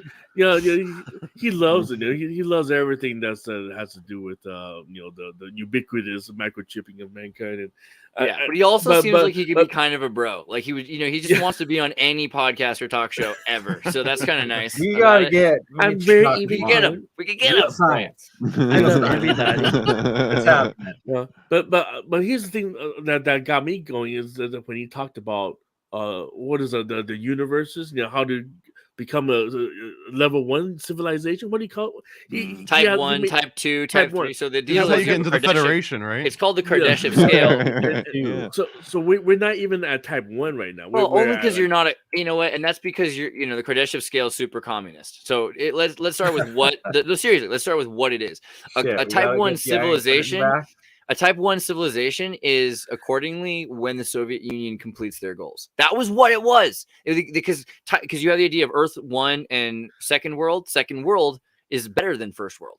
second world, Soviet world, and then the third world is Yugoslavia. But they were thinking type 1 civilization, where we no longer have waste, where we have complete access to the energy, and we're actually putting out more energy than we're taking Free in, energy, yeah. and there's no more hunger, starvation. It's Star Trek, right? We've got to the point where people have solved a bunch of goals for the communists. But when those are solved, then you have a type 1 civilization, and at that point, he starts measuring for the Drake equation, type 2, type 3, and that's more to do with, okay, well, now type 2 has got a Dyson sphere, and so they're outputting beyond zero entropy. And type 3 is able to produce and control the power of an entire galaxy 100,000 to 1,000,000 light years away, and type 4, etc. So this is the idea that you could get to a point where you could control the entire galaxy or universe or something. It's very Star Trek. I mean, none of this takes into account communism isn't necessarily everybody's goal, and so that's why you have to think about the Klingons. The other thing it doesn't consider is the idea of space-time quanta, that this could all be one place, that every single expanse of distance or of time is actually just a breadth of measurement of metric that you're a part of, and that we're quantum entangled. So this doesn't make a lot of sense when you think about it in terms of every sun is actually part of one sun. Every galaxy is just one. It's all part of Earth. I mean, so the Kardashev scale doesn't really work. But because of that, the Drake equation is far more convenient. And that just means they're more likely to interact with something, whether it be a human or demon or yourself in the future, which is the other thing Dave Chappelle brought up. Aliens, time travelers. I'm not even kidding. The beginning of the show, a binary twin in another universe. The beginning of the show, he comes out and he says, "Look, I have an idea. What if it's about aliens from the future that are us, and they actually came back because they were from the past. They originally were from Earth to begin with. They left Earth and they come back to Earth, and they're saying that they're the rightful heirs to Earth, and the movie should be called Space Jews, according to Dave Chappelle." Sounds an awful lot like the South Park episode where they came back and they took our gerbs. It sounds like my pigs in space. It sounds like the astronauts that were talking about UFOs. Oh God, time travel. What about the Star Trek, the directive? You know, what was that? The primary directive that these civilizations cannot interact because of the risk of exposing. Right. Which Lukaku is actually in a documentary that our friend Joe Trapishin made called Borders with Robert Anton Wilson and Steve Buscemi. And if it's on my channel, actually, you should watch Borders. But he talks a lot about how borders are psychological. And that doesn't mean that they don't exist. And the power of psychological borders and how they're used to define else unanimity -1, I, thou, and space-time. Hey, can I do a thing? So take South America, for example. South America, thousands of people go missing every year. Nobody knows where they go. They just disappear. But if you think about it, there had to be a time when there was no people, right? Where all these people come from? I'll tell you where. The future. And where they disappear to? The past? That's right. And how'd they get there? Flying saucers. Which are really, you got it. Time machines. Wait, who said that? You're quoting from what? Robert Anton Wilson. No, it wasn't from him. Somebody else Repo said Man again. Oh, Repo Man. That's right, Repo Man. Oh my God! I just saw that bit. I really thought that was Robert Anton Wilson. That's hilarious. Yeah, now you can't prove it's not, though. They probably just quoted him secretly. Oh yeah, we talked a little bit about it last week, right? Repo Man's more and more important this generation because you have a bunch of the boomers that are they're dying and they don't know how to take care of themselves, and so all of a sudden Repo Man is the next. It's very much what the young in the early '80s kind of went through. Am I right? That's what it feels like. You know, I don't know. You know, I have a feeling that the Sheen family, they're all aliens. They look at Charlie Sheen wasn't. They're Galatian, but I see how you would make that decision. I loved you in Wall Street. Oh, right. I didn't like either of them in Wall Street, but they liked each other. And it was a quote from Hot Shots Part 2. What about Taiwan shuts down another nuclear plant, threatens blackouts and more emissions? So the fact that Taiwan is getting ready to shut down nuclear plants, I mean, people don't realize how much of invaded. Yeah, how else are they going to run any electricity? I mean, Taiwan is actually a very, very clean island. So this is like Venezuela all of a sudden. They went from having super amounts of energy for their population, which, you know, Taiwan is literally the future. It's just the future all the time. Unfortunately, our future is becoming dark. That was oil with Venezuela, right? Well, yeah, but they also, in general, shut off all the power, so you couldn't access anything. You'd have you still have routine, rationed amounts of water and electricity. Like, all right, well, everything will be running for 1 hour today at 5 p.m., and that's when you get to use water. Right. For I an like the hour. countdown every time you discuss socialism online. It's usually 3 to 4 comments, if at the most, before you get Venezuela mentioned. Venezuela is like the go-to. Well, You know. okay, No. that's not fair, and I hear you, because the thing about it, let's be real for a second. I'm not 100%. I'm not like one of these, oh man, socialism's evil things. Because to be honest, I believe in lighthouses. I think roads and these lighthouses and infrastructure can exist. But Venezuela was never a socialist country. Venezuela was always a dictatorship with social services. It started out as the Spanish government after they left when Napoleon's brother took over Spain. The royalists took over Venezuela. There was a giant earthquake in 1812 that knocked down most of Caraco. And so they ended up thinking it was an omen. So they abandoned the Spanish royal family, but the Spanish royal family continued to have corporatist ties to the United States. And the United States controlled Venezuela for basically a century with oil money until the state itself rebelled. And, you know, for all you can say about Hugo Chavez, I love the guy, to be perfectly honest. And when they murdered him and they replaced him with Maduro, that's when the $100 loaf of bread came up. Now, don't get me wrong. Also, like, so is it Maduro is the new president? Is that Bolivia? Yeah, Maduro. Okay, the replacement. So don't get me wrong. I don't hate Maduro either. I just know the guy. I mean, I don't know him personally, but I can. Maduro is the bus driver. He was the bus driver for Hugo Chavez. He was the most loyal, trustworthy guy as the bus driver. But as soon as you get rid of anybody else and you put him at the top, he does really predictable things. Like he'll take money from the CIA, whether he realizes he's doing it or not, and he'll give trucks to his. All of a sudden, there's new trucks and they belong to all of his gangsters, and there's new dirt bikes and they belong to all of the sub soldiers. And so the kinds of crazy CIA provoked disintegration of Venezuela that happened. I'm not blaming socialism for that. I'm just saying Venezuela. Well, wasn't Hugo Chavez? He was a graduate from the West Point, wasn't he? Dude, Hugo Chavez is I believe so. Same with Panama. The Panama president was his name. They're all from West Point. These guys are American chain killers. And if you go to Maryland and you find out what it's like there are Bolivarian places. There are places named after the Bolivar, Simon Bolivar ideologist and revolutionary. And I was about to say, perhaps more interesting or more intellectual than somebody who goes to West Point, although that is very useful for his kind of organizational disciplinary skill, was the fact that he studied Simon Bolivar. And I think every American in any part of the Western Hemisphere, Canada, Argentina, United States, any American should study Simon Bolivar to understand exactly what happened in the West. And probably the most true free revolutionary period in the West happened under Simon Bolivar. Did not happen in the United States. And the American revolutionaries all took note of Simon Bolivar and wanted to be like him. So I realized that we have never mentioned the Monroe Doctrine on the show. You know the Monroe Doctrine, right? Yeah, it's basically it's like the rule number one on how to deal with South really America. Quickly. Also, Simon Bolivar was a Freemason, obviously. The Monroe Doctrine kind of died when the Warsaw Pact died, and they went into NATO, went across to Europe, and then what was left of Russia was like, we will ship you as many weapons as you want, South America.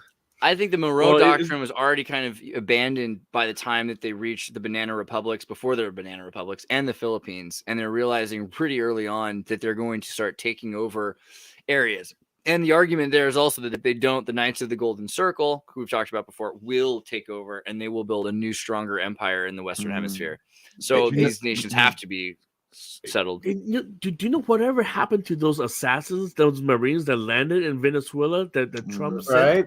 What happened to those guys? They disappeared. Nobody's ever talked about them. Disappeared from the news, yeah. They're still in prison. They're all being arrested. That's probably how it went. Well, what happens when you go into another country and try and overthrow the government and get caught? They're trying to assassinate Maduro, basically. Did you guys the new Confessions of an Economic Hitman? They just came out with like a new edition of it, and it's got like it's just few chapters or whatever that are added, but those chapters are really good. I was looking at it. I don't see why the only reason why have- Trump would want to remove Maduro is because he's trying to remove the CIA control. And I don't think Maduro even knows he's controlled necessarily. I think he honestly believes he's doing his best. But that's why the CIA has such a grip over Venezuela. And it is a dangerous situation.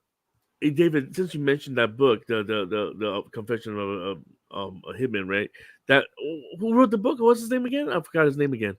Confessions of yeah. So he was in South America. John Perkins. John Perkins. He was a Peace Corps. You know that, right? Mm-hmm. So just from that book alone, you can tell Peace Corps is an extension of CIA. They basically, say, oh, we're gonna be there to He's help he's a whistleblower with a name. He's not like a hiding whistleblower. I guess you could say. But I'm saying Peace Corps people. If you look at the head of Netflix, there, he's also Peace Corps. What else would the Peace Corps be, though? Because the CIA's main role is to control intelligence allegedly outside the U.S. borders. So anything that the U.S. has a presence in outside of the borders, technically, in my mind, that's CIA. That's their job. My friend just sent me something. He said, synchronicity. John Perkins wrote a piece 1 year ago today. Quote, is the U.S. imitating Venezuela? Wow. They say he has quite a lot to say about Venezuela. For SyncTank. We're getting there, man. I mean, definitely at some point it's hard to tell people. They're like, and you tell someone in LA, for instance, like, oh, how dangerous it is in Venezuela. And it doesn't really register. Like if you live in Hollywood, and you're worried about like Skid Row and everything, it's actually it's pretty bad. Right. Eddie, you don't have to speculate about the thing with him in the Peace Corps because he is CIA. He owns that. Yeah, he has a handler. He in the book talks about that woman. His lover. No one wanted to take his book for a while because they didn't want to be targeted. Like it was a concern of like what could happen to them if they publish this material. Because it all checked out. Most people you're bringing it to, they're like, if this checks out, then and I don't want to be a part of it if it turns out it doesn't check out. And that was the other thing. I'm not trying to discredit his stories. I mean, I do believe everything. But I'm just saying the operation, whether he is still an active cell, that's what I'm trying to say. But he's playing his role in that Hegelian dialectic, right? He got placed on the other edge. Yeah. But simultaneously, the CIA and Peace Corps kind of ideologically push this idea of a more peaceful world, and it seems like the world that all the people I know in the Peace Corps love is the Howard Zinn kind of Noam Chomsky, world. It's a socialist world where there's papayas. It's champagne they're socialism. Called socialist and anti-war, yet under the current Ukrainian war, a lot of them have flipped. It's kind of weird, hey? I mean, they do. The thing is, it just shows you that people are not issues, and the issues themselves might stay the same, but people don't care about issues. They care about people. So we're following agendas by following people and their representatives. But what's crazy to me is you got the ultra wealthy elite to the point where you have private jets kind of people like Spielberg and Chomsky. And Chomsky's always played this staunch anti-Buckleyan who acts like he's so against wealth and opulence. I mean, it's the irony of the man with three microphones. What the hell? And what the hell is up with because he is so prolific for so long, Like, I will trade you Will Shatner for Noam Chomsky. Let Will Shatner live another 100 years. It's fine. I'm down, but no, it's just like 5 Chomskys for one Shatner, my friend. Dude, seriously though, post 9/11, what the hell did Noam Chomsky? Because speaking before 2001, it's like relatively you're like, dude, this guy drops a lot of knowledge and it checks out. And I gotta say, and less of his positions, far more objective. And then it was after 9/11, he's just completely sided with the 9/11. It depends on what you do. If you watch Bill Buckley with Noam Chomsky, you will get up and punch the screen with Bill Buckley. You're gonna get so annoyed at Chomsky. But the thing is, Bill Buckley died. And when Bill Buckley died, so did the conservative right in America. In the 90s and the early 2000s, we had this neoconservative replacement, which was always Trotskyite socialist to begin with. And so basically they had to push it to the point where Noam Chomsky looked like the intelligent person he never was. Right. But, Bill Buckley always was highly able to defeat him in any argument. He just died. why is nobody questioning Chomsky? He literally invented NLP. I just don't understand how he can have all that information and then come to the conclusions that he comes to. Like, it just seems so twisted to me. Like, he'll drop all this data that checks out, and then he'll tell you his position on it. It's like, wait, what? How did you get that from that? It's just How much do you guys understand NLP? I I'm with love him, it. Santa I was actually trained by Richard Bandler. I've got a little certificate Really? on my wall. Yeah, I met Richard Bandler and I took a course with him here in Orlando. and so the other person had passed away, or They had a split. They had a little internal split, and there's all this infighting over like who owns the rights to give out NLP trainer certificates and all sorts of stuff like that. But dude, Bandler is an OG. I mean, he was absolutely CIA. But all this stuff has ended up yeah. being, it went from being it divorced itself in UCSC. So you have two strains at that point. One becomes philosophy and the other becomes computer science. And the computer science actually pushes into AI research, and all the RNNs are built on NLP networks that IBM were working on in the late 90s. So NLP is so much less woo than people realize. And we wouldn't have ChatGPT or any of the GPT without NLP. Dude, Well, I saw some part crazy of the shit with that. programming of the brain, of the human brain. I Dude. mean, Well, this it's- is MK Ultra as the foundation of it all. You know, like how. But you make it sound like it's a bad thing. Here's the thing. No, about no, NLP. Right. It's pretty useful. It's all in how you use it. So like, can I impart something here? So like, I had a good friend named Dawn who went through the whole thing with both those people who started it or whatever, and she's older. And there It's was a Grinder, I think. John Grinder and Richard Bandler. Yeah, thank you. And I don't know if I shared this on the show. Apologies if I have, but I had a crazy experience witnessing NLP in action, because she rarely ever really like just went for it and like, you know, exerted what she could do or whatever. But there was a guy who tipped a 18-wheeler while he was drunk, and it was his job. And he left the scene, and he lived on this property that I was staying at in Oregon. It was like 100 acres, and like he lived on a trailer. And he was friends with the landlord or whatever, but he came home and chopped off my friend's cat's tails on like a chopping block. So the cats came running up, and they, you know, were bleeding everywhere, and they didn't have tails. And like, she's looking at it like, these are her cats. Like, he did it as some kind of crazy statement to her, and she's like, he's gonna come over here. And like, I was like, what? It was kind of scary, because the guy was just a crazy dude, you know, and he was drunk or whatever, and he's just chopping off cats' tails. Just lost his job. And we met him halfway in between. So we walked towards him. And he walked, and I said, I want to go. And she's like, you don't have to. I was like, I want to go. And so I witnessed something that I had never seen before or since, where this dude was just shouting at my friend right away, and calling her fucking names or whatever. And this thing started to happen where he started to trip over his words, and he just like, all of a sudden he just stopped. And she hadn't said anything, and he was complaining about all this shit in his life and like all his problems or whatever. And she just jumped in with, well, if you could change all that, would you? And he, like, as a reflex, instinctually just went, yes, like defensively almost. And then he looked like he'd just been molested. Like, he got really uncomfortable, and he walked away, and he kept on looking back, and he just like walked back to his place. And I was like, what the fuck was that? And so she told me afterwards what she did. She imparted the process. So she was like, first thing I did is I looked at his blinking, and I matched it.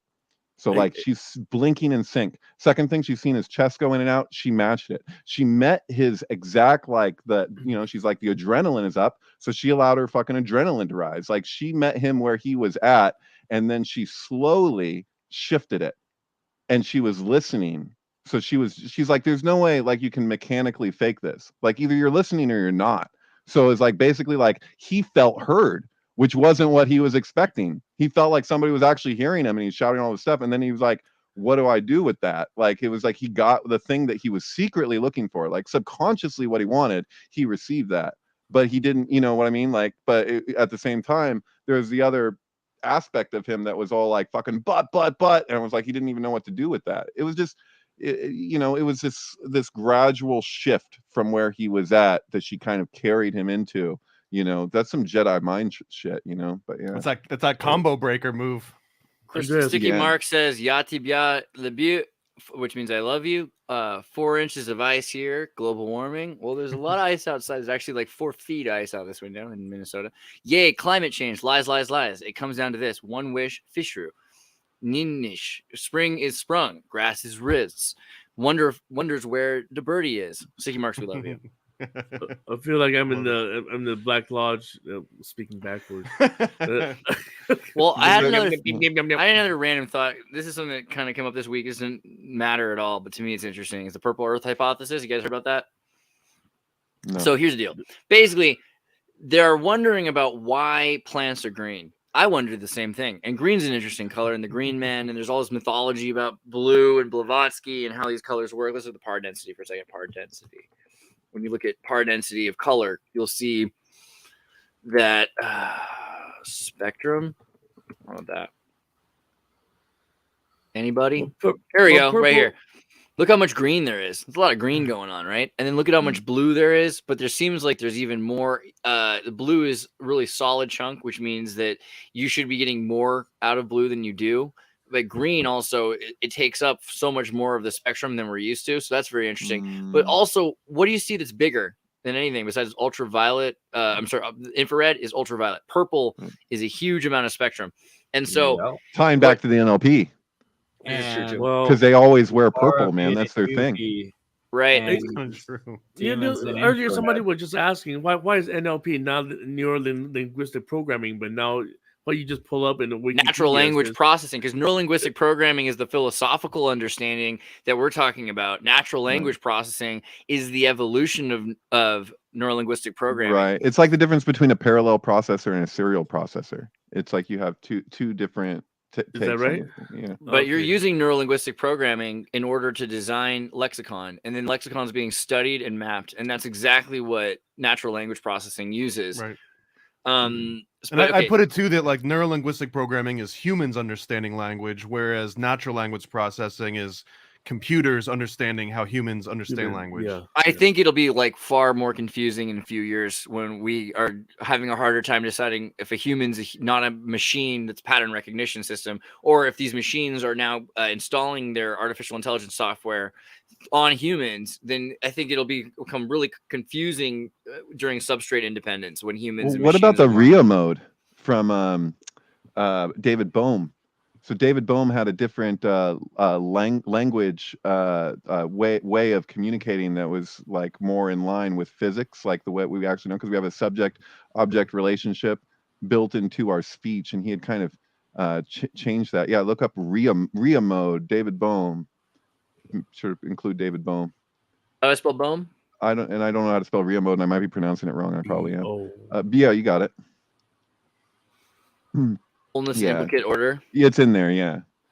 So there's a section of this book that goes into language big time. This book is a difficult read because it's just filled with a lot of equations that many of the stuff goes over my head, completely. But yeah, the RIA mode of language, it's a whole thing. It's very relatable to what you guys are talking about, kind of. Yeah, this is kind of the only thing I don't like is like when I now that you guys explained the NLP. But I'm like, why don't they just create a new term? Why do they always have to replace terms over the years? It's been happening so much in the last. Well, dude, the NLP, the neurolinguistic programming is under like all sorts of funny business disputes where people want to own that acronym, brand, own all the logos and stuff. Yeah. Meanwhile, you have the 3 original books, and that's the thing, And if you're just saying that it's evolved further in another direction, I mean, I still would say that what they originally presented was probably baseline. No. Right. Yeah, it is a very Santa Cruz thing, but this is it was at the conjunction period of branding, marketing, managerial theory, the people that help you with DISC method to what do you call it, human resources department. That's where a lot of this stuff really started to emerge, and it was important to business that it made sense. It wasn't important to business that it was technical jargon. Right. And so that was why at first it was so much more practical. I would say that the original NLP that Grinder and Bandler worked on was more just practical. You're supposed to use it, and it's beneficial immediately. You're paying. It was like having a game genie, bro. It's like someone gave you the first game genie for your life, and then all of a sudden these tactics actually, like the spatial anchoring is a really huge one that works really well. Right. And another one for storytelling, they have this thing called an embedded story where you will purposefully start out with a more surface level story and then stop yourself about a minute into it and be like, actually, hold on, that reminds me of this other story. And then you go on to a completely different tangent. And then as you wrap up that inner story, then you also wrap up the surface level story. And what that does is it embeds that inner story into like a deeper part of your mind so that you listen to it longer. Dude, a lot of Bandler Kabbalistic writings are like that. And that's the other and thing. So Bandler Fritz showed it. He did Fritz like a Perls- 5-level deep one. Fritz Perls started with the Gestalt therapy that Esalen Institute was using, right? And so Fritz Perls' work was the work that led itself to Bandler. I think it says here Bandler helps publish Really? Spitzer's Gestalt approach based on a manuscript by Gestalt therapist Fritz Perls, who died in 1970. So this was That's cool. right after Esalen. I mean, it's still the peak Esalen period, but they're saying, how can we use this? And it reminds me of Scientology. Let's take this. And well, it reminds me more of Est than Scientology. Yeah. But yeah. Est. What's Est again? Est isn't that the I mean, be getting it wrong. It was what Denver, Bob Denver, is that his name? The fucking guy who crashed into a mountain. What's his name? Sunshine on my nutsack makes me happy. What's the guy? It's like all these like yeah, John Denver. John Denver was an Est guy. It was they were controversial because they wouldn't let people go to the bathroom. So it's like people would be like, sign up for this whole thing. And they're just, but it's intense. It's an intensive. It's a real intensive. And I don't think that they could really get away with doing something like Est today. But they started featured in the American show about the communists. That's interesting. I don't know if they started at Esalen. I just said that, but they definitely were a big thing at Esalen, and a lot of these people were involved. This this was big. Wow. The American series.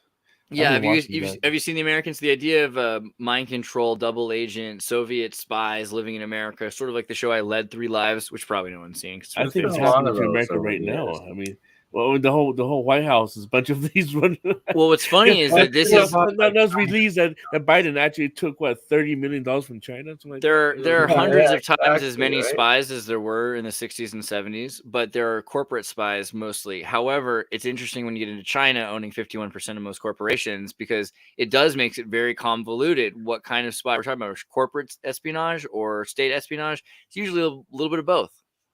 When my dad lost his job at Letterman, that was my wake up call. I'm like, everything's for sale to communists. The communists, the Gorbachev opened a foundation office right where my dad worked, and it's just like, it's just chipping away. I mean, it's not even about communism itself, but it's just this new order of the erosion of a sovereignty through another. I think it also high ground.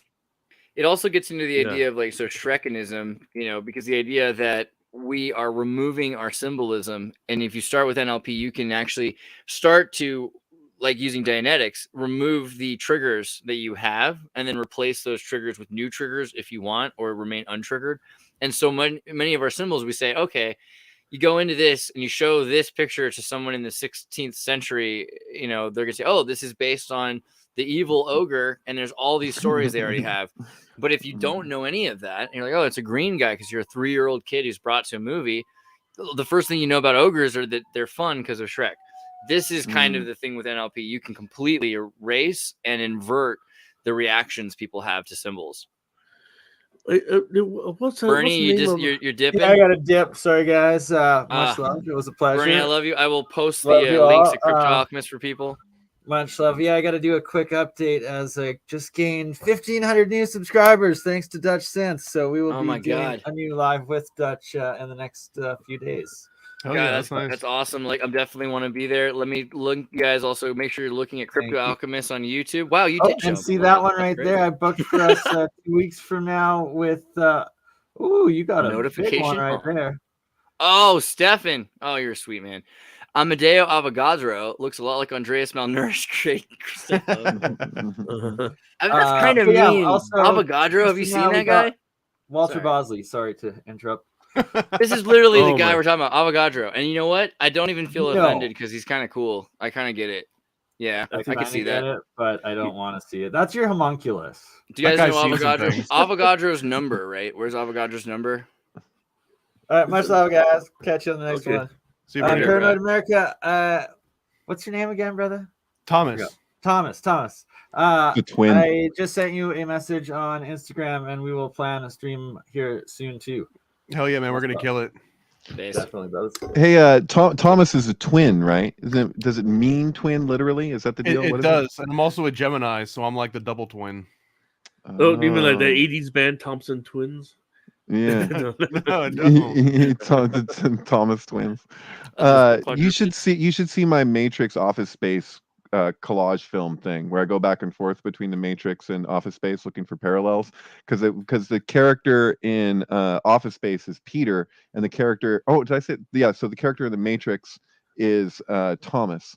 And so Neo is Thomas, and so that's the whole idea, I guess, is that he's the one, but then the one is also Agent Smith because he's got the twin or whatever. So it's like he's his twin. Thomas Smith. Yeah.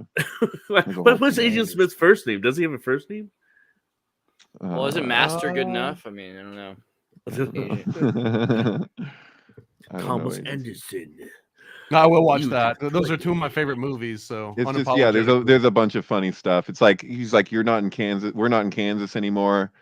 It's like in both movies, like before, buckle your seatbelt, Dorothy, because Kansas is going bye-bye. And then in Office Space, he's looking at her pen and he's like, we're not in Kansas anymore. There's this, they came out the same year, 1999. So like I kind of go in a weird direction with it where I'm looking at Woodstock, how like the first Woodstock was like the rain festival and then was like the water festival, and then Woodstock 99 was like the fire festival because everyone set shit on fire. And so it's like the two different types of baptism that seems to like the movies are kind of relating to being baptized, in both cases. Yeah. 1999 was a significant year. Millennials. I keep trying to go back to Nebuchadnezzar, the ship in Matrix, right? That's the ship. And Nebuchadnezzar is also something they discovered when Saddam Hussein was found in the foxhole, right? Remember that? And then when the SEAL team they busted his hole and took it out, and the first thing I saw on the news was the Noah's Ark. It was on the wall, and then of course we know that Saddam Hussein is saying that he's the reincarnation of Nebuchadnezzar. Well, earlier in this conversation, though, I was thinking of that spot in Iraq that has the pyramidal type structure. It's not really a pyramid, but it's like this big rectangular. What is talking about that's what you were saying, and I just wasn't familiar with the name. Yeah, so I saw footage of that from like at the time because it was like the first thing we did when we took over Iraq was we like opened up that gate that was around that thing because like no one was allowed near it or whatever, and then like there's like some soldiers walking down the edge of the wall, and there was like owl statues, and I was like, and it was funny because like I at the time, like I wish I was oriented how I am now because I would have downloaded that shit or figured some way to like get that because I can't find that for the life of me anymore. But yeah, it was just some soldier had like a camera and was just like, hey, well, look at what we're looking at or whatever, and it was like, wow, right. Maybe this was blocked off for a reason. What's in there? What is the in keep there? Right.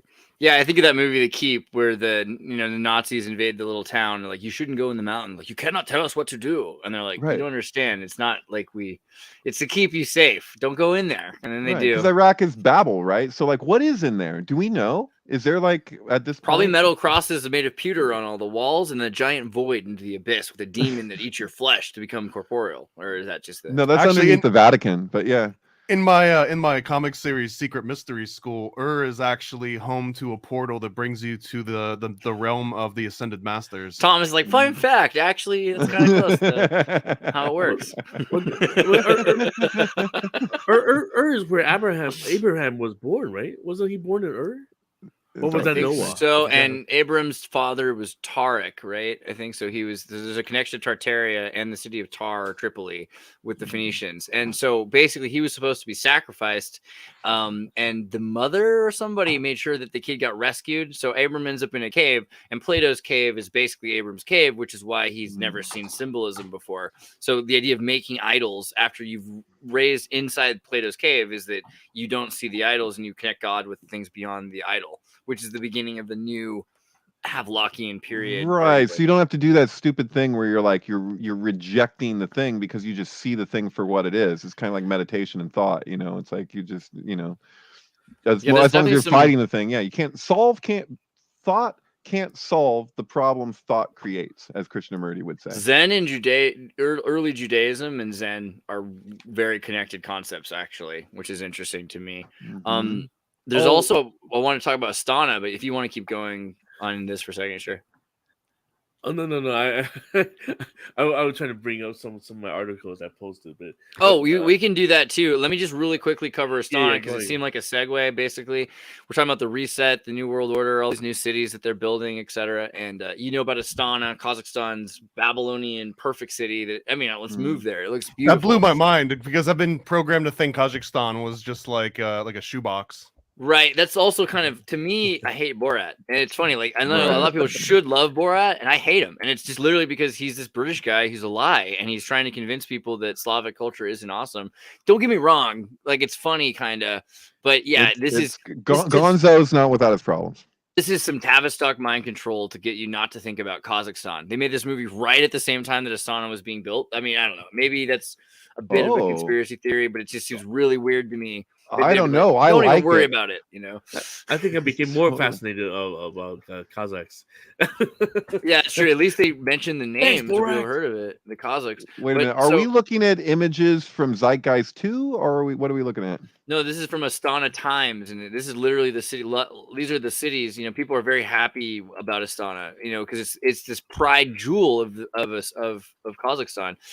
And you've seen some of the things that are zeitgeisty about it. A bit for instance, Dubai-ish, the golden isn't it? ham. Yeah, a little bit, but it's also a bit like St. Petersburg in the 16th century. It's what the Tartarian folk culture would have wanted, kind of a thing. It's got very European influences, and it also has extreme occult symbolism to do with the peacock, the golden hand of Lucifer. There's a lot of obelisks and sorry, you were gonna say, Eddie. Well, no, because I don't know if you know this travel blogger Drew Binsky, and he was in Kazakhstan, and it's just all these beautiful monuments and buildings, but there's nobody. Yeah, the streets are empty. I mean, they need to move some people. Sounds like paradise. Right, exactly. But it's obviously part of the plan. You know, they built the city that's far away from everybody else, and it looks like Epcot. If you see the rings around the rings around it are designed so that people are all at the equal proportional distance from the center mosques and temples. And there's these universal mosques that aren't to Islamic Allah, but to the noble God, very Lucis trust kind of place. Yeah, and then again, the Phoenix kind of idea, which reminds me more of the St. Petersburg, again, this idea of the Austro-Hungarian Empire or the continuation of Turan. Yeah, Byzantine to Turan. Because Byzantine Empire, why do we even use that word Byzantium? It's a made-up word from the 19th century. They weren't called Romans. They weren't called Ottomans. They're probably Turanians. And yeah, that's what they're doing. But look at even the pyramid symbolism. I mean, it's pyre, the fire on the inside of the pyramid. They're very clear with the point of Astana. And then they recently said, where is it? That gold capstone on that pyramid you were just showing too.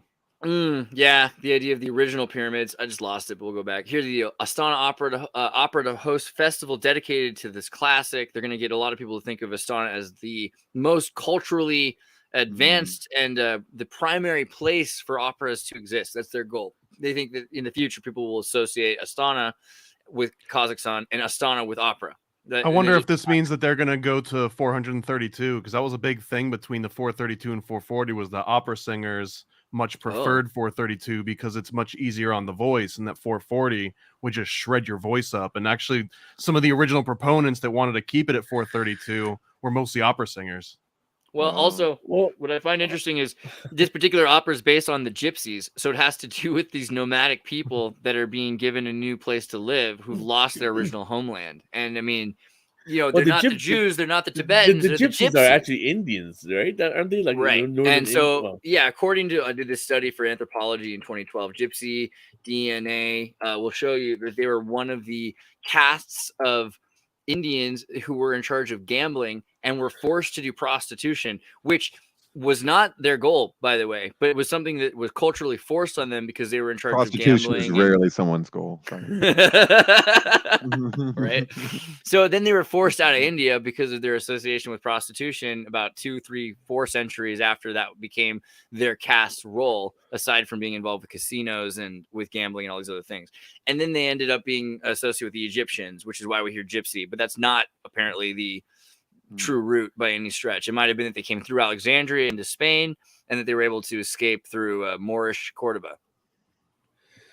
Well, this is how I think about this whole thing with Tartaria, and then there's some new movements with the blacks trying to take over Asian identity, and I mean it's happening. I'm not trying to blame who was doing what, but I feel like everybody's trying to claim the ancestry. Cupid Yee. It was definitely Cupid Yee's fault. I blame Cupid Yee as well. I think he's a culprit. Dang it, Cupid. But I think this is what I think. I think within 20, 30 years, people will not be able to trace any of these theories anymore because everybody's going to be mixed up. Everybody's 23andMe would be useless. I mean, because what's the Warren Beatty line? Everyone's just going to keep fucking everybody till we're all the same color. I was in the SFO. I was in the San Francisco airport, and I saw this lady wearing a 23andMe coat, and I reminded myself, like, God, I remember why I hate being in Silicon Valley.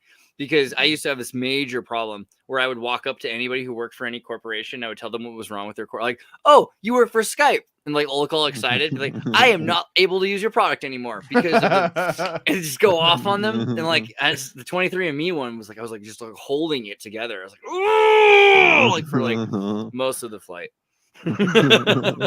Until you let it all out on them, right? Sell your data to all the people that have actually paid for 23andMe, like they've actually given their money to fund the coffers of 23andMe, and then that money is going to be used to just like force it on everybody else. Like that's where they're getting their coffers to turn it into like a national plan.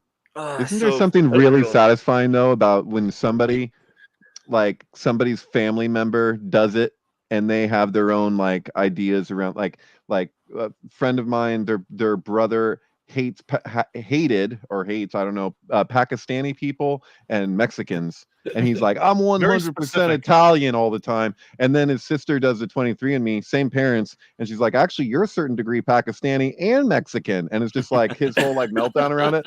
So like I get the problems, like I'm right there with it, but at the same time I'm like, I want to find out that the freaking baby on all the posters for the Third Reich was like actually Jewish, like the perfect Aryan child, like that kind of shit. Like that's funny as hell. And most people are fucking mutts anyway, so it's just like this whole like this purity idea that people have. It breaks it down. Have you ever met royals? It's not pretty. The idea of a pure blood thing. Like, you ever have a dog that was expensive? Don't do it. It's not worth it.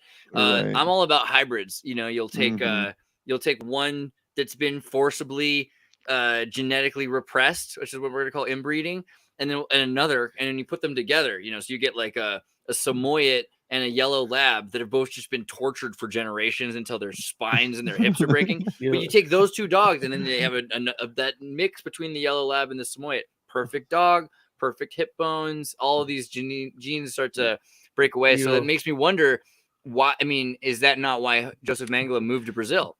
Because he realized at the end of doing all this eugenics that like who is going to make it? Brazilians, because they are hybrid people. That's why they're the twin towns over there. And Schaefer at what is it? Dignity Colony, right? That was sort of another version of that. Yeah. God, so now that we're talking about Joseph Mengele loving big booties, I feel like we're very close to the end. Is there anything else you wanted to make sure we cover before I tell them what they can get here? Okay. Just bring us some of my synchronous stuff. Yeah, I was gonna do that anyway. Actually, there's a couple more things I want to point out. If you keep scrolling down, I maybe we should. Actually, I'm looking at the Facebook group. Do you want me to go to the Facebook group? I can go to the Facebook group. Look, okay, I have all the power in the world. If I go to your Twitter and I click on Facebook group, America, you can do the same thing. Okay, so if you go, Burger King declared bankruptcy. Did you know that? No, really? Yes. Oh, speaking of Brazil, because Burger King's out of Brazil.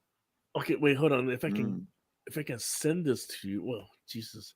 So Oh my god! It's not now. I'm so used to using Twitter now. I don't know how to transfer files to you Right? anymore. It's like MySpace all of a sudden. You know what I mean? Here you go. Burger Yeah. King though files for Oh, you bankruptcy found it. today. So How does so this happen? Burger so King this was is so powerful. so I thought this is definitely a Back to the Future sync going on where Wow. I live a couple of blocks away from this place. It's just down my street. I buy breakfast every Saturday there for my kids. They love the hash browns. So this is where the Dr. Emmett's driveway is. That Mhm. when he gets pulled out of here. So we know 9/11 predicts. The Back to the Future predicted 9/11. That's in that document by Damn, bro, are these your fingernails? Because your manicure is no, flawless. this I stole this photo from somebody else. I have my own photo, but I couldn't retrieve it. But so this is in the middle of a financial crisis meltdown. This is the day that that SVB had a collapse, right? So I thought okay, bankruptcy sink with America with 9/11 and Back to the Future. I don't know. Maybe it's a little contrived, but I just thought it was kind of funny that this symbol of I Back to mean, the Future. How much do I I wish- believe this though? Like, yeah, they're claiming bankruptcy, but it seems like it's just like a financial maneuver. I'm Well, sure it is, but I mean, you got to here's the thing. imagine Brazilian's richest man loses this money. So this has to do probably with shutting down the election supporters in Brazil right now. I think, and that's my first guess. I haven't looked into it yet at all. Well, nobody can pay $20 an hour for burger flippers. I worked at McDonald's, $4.25. Yeah, but that's not. So you go to Burger King in South America or anywhere in the world, and the deal is that you have these machines and touchscreens and everything else. There's less and less people working for them. It's just more that they have to control huge. You have to buy all of Paraguay's beef, and you have to compete with Brazil or Venezuela to get lower prices. Is it really And that Right, much cheaper but- than the trading. California beef?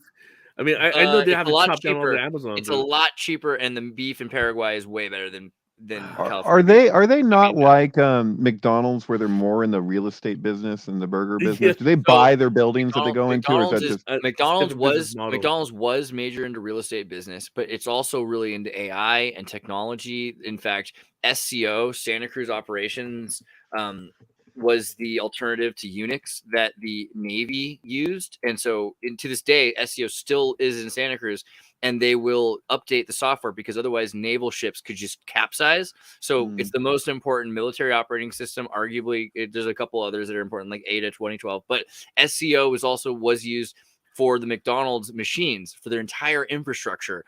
Ice cream machines too. Everything that they had ran on SEO up until about a year or 4 ago when McDonald's bought OpenAI Labs or McDonald's AI Labs.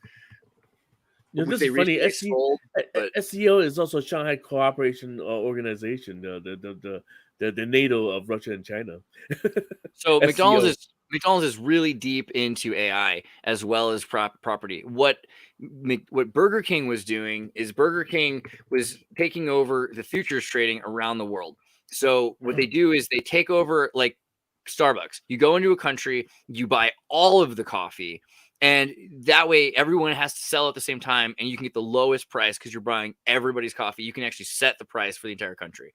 And they would do this, and they would destroy economies all around the world because people would do this for 4 years. The land would be destroyed. They wouldn't be able to sell, and they'd get the least amount of meat at the end of the 4th year, the least amount of cow, or they'd be forced to switch to Monsanto, GMO, corn food to feed your cows, whatever. And this was used for the last 40 years to clear out the rainforest and huge sections of the Chaka and all over South America. And also in what's the state? Madagascar. Madagascar actually had a revolution recently because Daewoo out of Hyundai had made these 200-year leases to take 600 square mile zones here and there of Madagascar. And they were going to just buy for 200-year leases all of the land and anything they wanted to do with it. And so all these people are going to start, and we're in the process of starting to starve. And that's when Andre Riolinga, Madagascar, the DJ, who was the son of the military general, took over the country because as a DJ, he was able to take over all the radio stations. And then so they had a coup. And in the process, they threw out all the people that were UN supported. And the UN started a Cold War against Madagascar, which I think just ended in 2018. When did Trump, it start? 2008. Oh, okay. Does Leo Zagami know this guy? Because they're both like DJs. They like do the same clubs and stuff.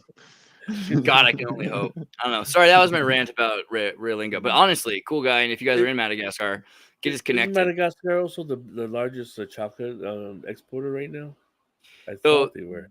I mean, I think Long Beach would still win, but you never know. Madagascar is definitely nuts. Although I want to go there desperately. Guys, have you ever been to ParanoidAmerican.com, the best comic book shop in the world? right. Yes. And I also, I don't know if it's propagated yet, but I try to get another easy one called NASAcomic.com, which will bring you right to the NASA page. Really? Let's see if it's working already. Give it a shot. I literally bought it while we were talking. Oh there my it goes. golly, there we go. NASA Comic. Make sure you go to NASA NASAcomic.com and you can get yourself to back the Kickstarter. And as soon as I get enough people sign up for that Kickstarter, what do we at 54 now? Once it gets to 100, I'll be releasing the Kickstarter for this badass NASA comic. Oh my right God. here. Can't show All too right. much. Nice. All right, I'm going to put this link, guys, nasacomic.com, into the description and also into the comments. Everybody, it doesn't cost you anything to be notified at launch. So all of you watching, which is like 300 people, should definitely, and there's probably thousands more that will, I promise you, sign up to notify at launch, and that way you get a copy of this amazing comic book about Kubrick, NASA, and just look at the art and tell me you need this, because I know you do. You do need it. You need it. Okay. Also, the syncbook.com. Have you guys been to the syncbook.com? If you click on videos, it'll take you beyond Alan Green's amazing Hindsight 2020 documentary, which will get you caught up on synchronicity, to the Syncflix. I love the Joker and the Beetlejuice. Yeah, which one is that one again? This is that's Morgan. Will Morgan's Will's meta so egg. good. Yeah. I love Will. Will's amazing. Go to the syncbook.com, click on the Syncflix, and you can see the great what's again the Rainbow Thief. The Rainbow Hodorowski's Thief. The Rainbow film Thief. that Thomas here helped me get, which is it's a whole thing. I'm trying to find the other ones too, man, but you threw some hardballs out there. Yeah, so there's oh need, like, yeah, VHS, I might even have some more for you, but I'm just like I'm dropping them on you, and if any point you like happen to come across them even, or like I don't think that'll happen. I love digging. I love, like, that was my favorite part of music was going into the crates and digging for like old albums that no one's ever heard before. So yeah, I'm just putting it out there because you managed to get me this, so I'm like, hey, other things that I'm looking for, I even have more. But it's just like, because this is incredibly high quality for this film. Like, you won't find this online. I mean, in any easy way. Like, this is a very rare film. But so what's the matching soundtrack that they're using here? This is Aldous Harding's album Designer. And so, like, basically, Hodorowski was butting heads, more than that, with the production designer of the Rainbow Thief. So he actually kind of like denounces this film, like he hates it. But you can see his heart in it, like it's still there, despite the the studio doing what they do. And so it's like his Spartacus. It's like the one time where he kind of had to bend to a high degree to what the production, what they wanted it to be versus his creative vision. And so I'm sure it's very frustrating for him to watch, but I have this sync and it kind of reconciles it. I'd probably go through the whole thing with the volume in between the vocals and kind of play around with it, but anyway, yeah, this page has over I believe at this point it's over 200 films, all for streaming and download. Apparently recently it doesn't seem to be working on people's iPhones, so I think iPhone is like, maybe they don't like alternative streaming. If you download Brave on your iPhone, it will work. If you use Safari, for some reason Safari isn't loading it. I don't know why. But if I don't think they like alternative. But if you have an iPhone and you're not, if you have an iPhone and you're still not using Brave, like, there's something you need to talk about with the therapist. It's not me or the tech. Yeah. Also, these movies should be casted. They're really easy to cast if you have a smart TV or you have a projector. Yes, that's or even, true. So you like this on a Roku. Yeah, and yeah. So there's this is years of work, all dating back to when I was in junior high. So I'm 41 now. Oh, there's so tons of these. There's hundreds of these films here, and they're amazing. Actually, honestly, anytime you're at a party and you need an icebreaker, just put one of these on the Roku on the screencast it, and it'll change the flow to an awesome flow. If anybody out there like watches one of my videos, like I'm on Twitter. just send me a message and tell me what your experience was, because I'm always interested. Lately, I've been getting more of those, just from strangers just sharing with me, what the trip I just was, saw so. Amethyst Rockstar on there. I'm gonna have to check that one out too. Yeah, so I got a like from Saul Williams follows me on Twitter. He liked that one at one point. And That's awesome, man. Man, so, the movie that he was in is one of my favorite movies of all time. It's a little bit of a B movie where he goes to jail and he's got that rap about being from Saturn or something. Yeah, you know what I'm Slam. talking about? Slam. Slam. Was the name of the movie was Slam? Yeah. Okay. Great movie. But yeah, that sync with Amethyst Rockstar, right. that's actually Yeah, dude, The Shining mirrored against itself with Us above it. So Us and The Shining play off of each other in a million ways. I think we've discussed it. Jack Nicholson's grandson is credited as Danny/Tony, because they have the shadow self and they have the regular self, and so that it's like Us is basically an archetypal continuation of what The Shining is really about. So yeah, there's a whole Pretty epic stuff.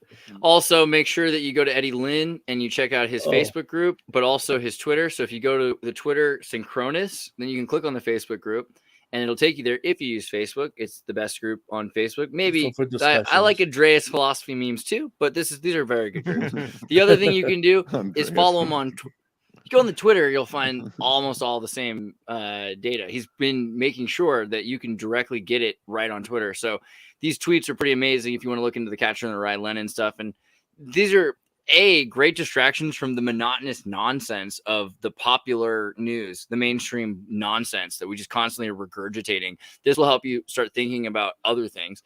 B, by thinking about other things, you'll have a better and fresher perspective on the mainstream media. Swear to God, if you listen to this and then you think about what's going on, you'll have a deeper perspective on whatever optic propaganda, Tavistock mind control program that they're trying to pretend is a natural event going on or some sort of chaotic phenomena that's planned. Yeah.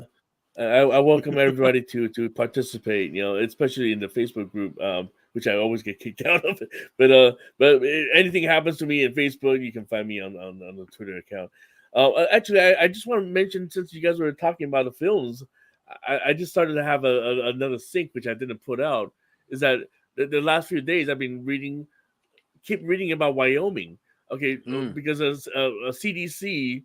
There was an article saying I keep CDC driving through Wyoming, Minnesota, and I keep being like, "Am I in Wyoming?" Okay. And they're like, "Dude." So there are three things. One thing is Wyoming's been mentioned in the Last of Us, right? The HBO show. Basically, that's where they're all gonna head for, because that's where the ultimate safe zone. Tartary Nova, this corporation, is actually registered out of Wyoming. I have a private mailbox in Wyoming in the same town that Dick Cheney does. I mean, there's something to it. Yeah, and number Zero two, sales tax, right? number two is that now they're saying the CDC zombie apocalypse. They keep selling that idea and saying there's a new map that was released. You see it in my Twitter. I posted it. There's a new map released, which is the safest area for zombie apocalypse is Wyoming also. Because I thought it was Palestine, man. Oh no, I thought it was Israel. Excuse me. And the third is, we're talking about the Wyoming, the Cheyenne Mountains, right? The deep underground military base. So to pay attention to Wyoming, that's what I'm trying to say. And also that base is the largest collector of films. All the rare films that you see that just completely got wiped out of market. There's no longer on videotape. It's all in the Cheyenne Mountain, because now every single studio are storing the film, the film vault. That's Warner Brothers, Paramount. They're all storing their original reels over there. Yeah, here's the underground salt vaults, right? The Cheyenne Mountain complex, totally amazing. I want to live there. David, if you run out of movies, you go to that. That's exactly. That's where they all are. It's true. You might end up there, Andreas, one of these days. It's going to be a very exclusive place to be at a certain point. Oh yeah, man. You can watch it when the whole world's getting nuked, So I would be the guy in Last Crusade. That's the way I'm gonna dress, like the knight. Where is it at? I'll be the face melting guy. This one, I want to be this guy. You can be the face melting. Okay. All right. And so I covered everybody. Okay. Last thing: Russian jets, spy drones, Dark Star. Make sure you watch Dark Star, the most important movie from 1974. We're going to talk about it next week. No, Here's another thing. Darkstar, the writer, Daniel Bynum, he has my birthday. The guy who really? wrote Alien. Yeah, the guy who wrote Alien too, Alien. Yeah, and they totally ripped off Star Wars for it, and Carpenter's cool. All right, I'll talk to you next week. Love you guys. Peace. Hello. Welcome to the Xirtus.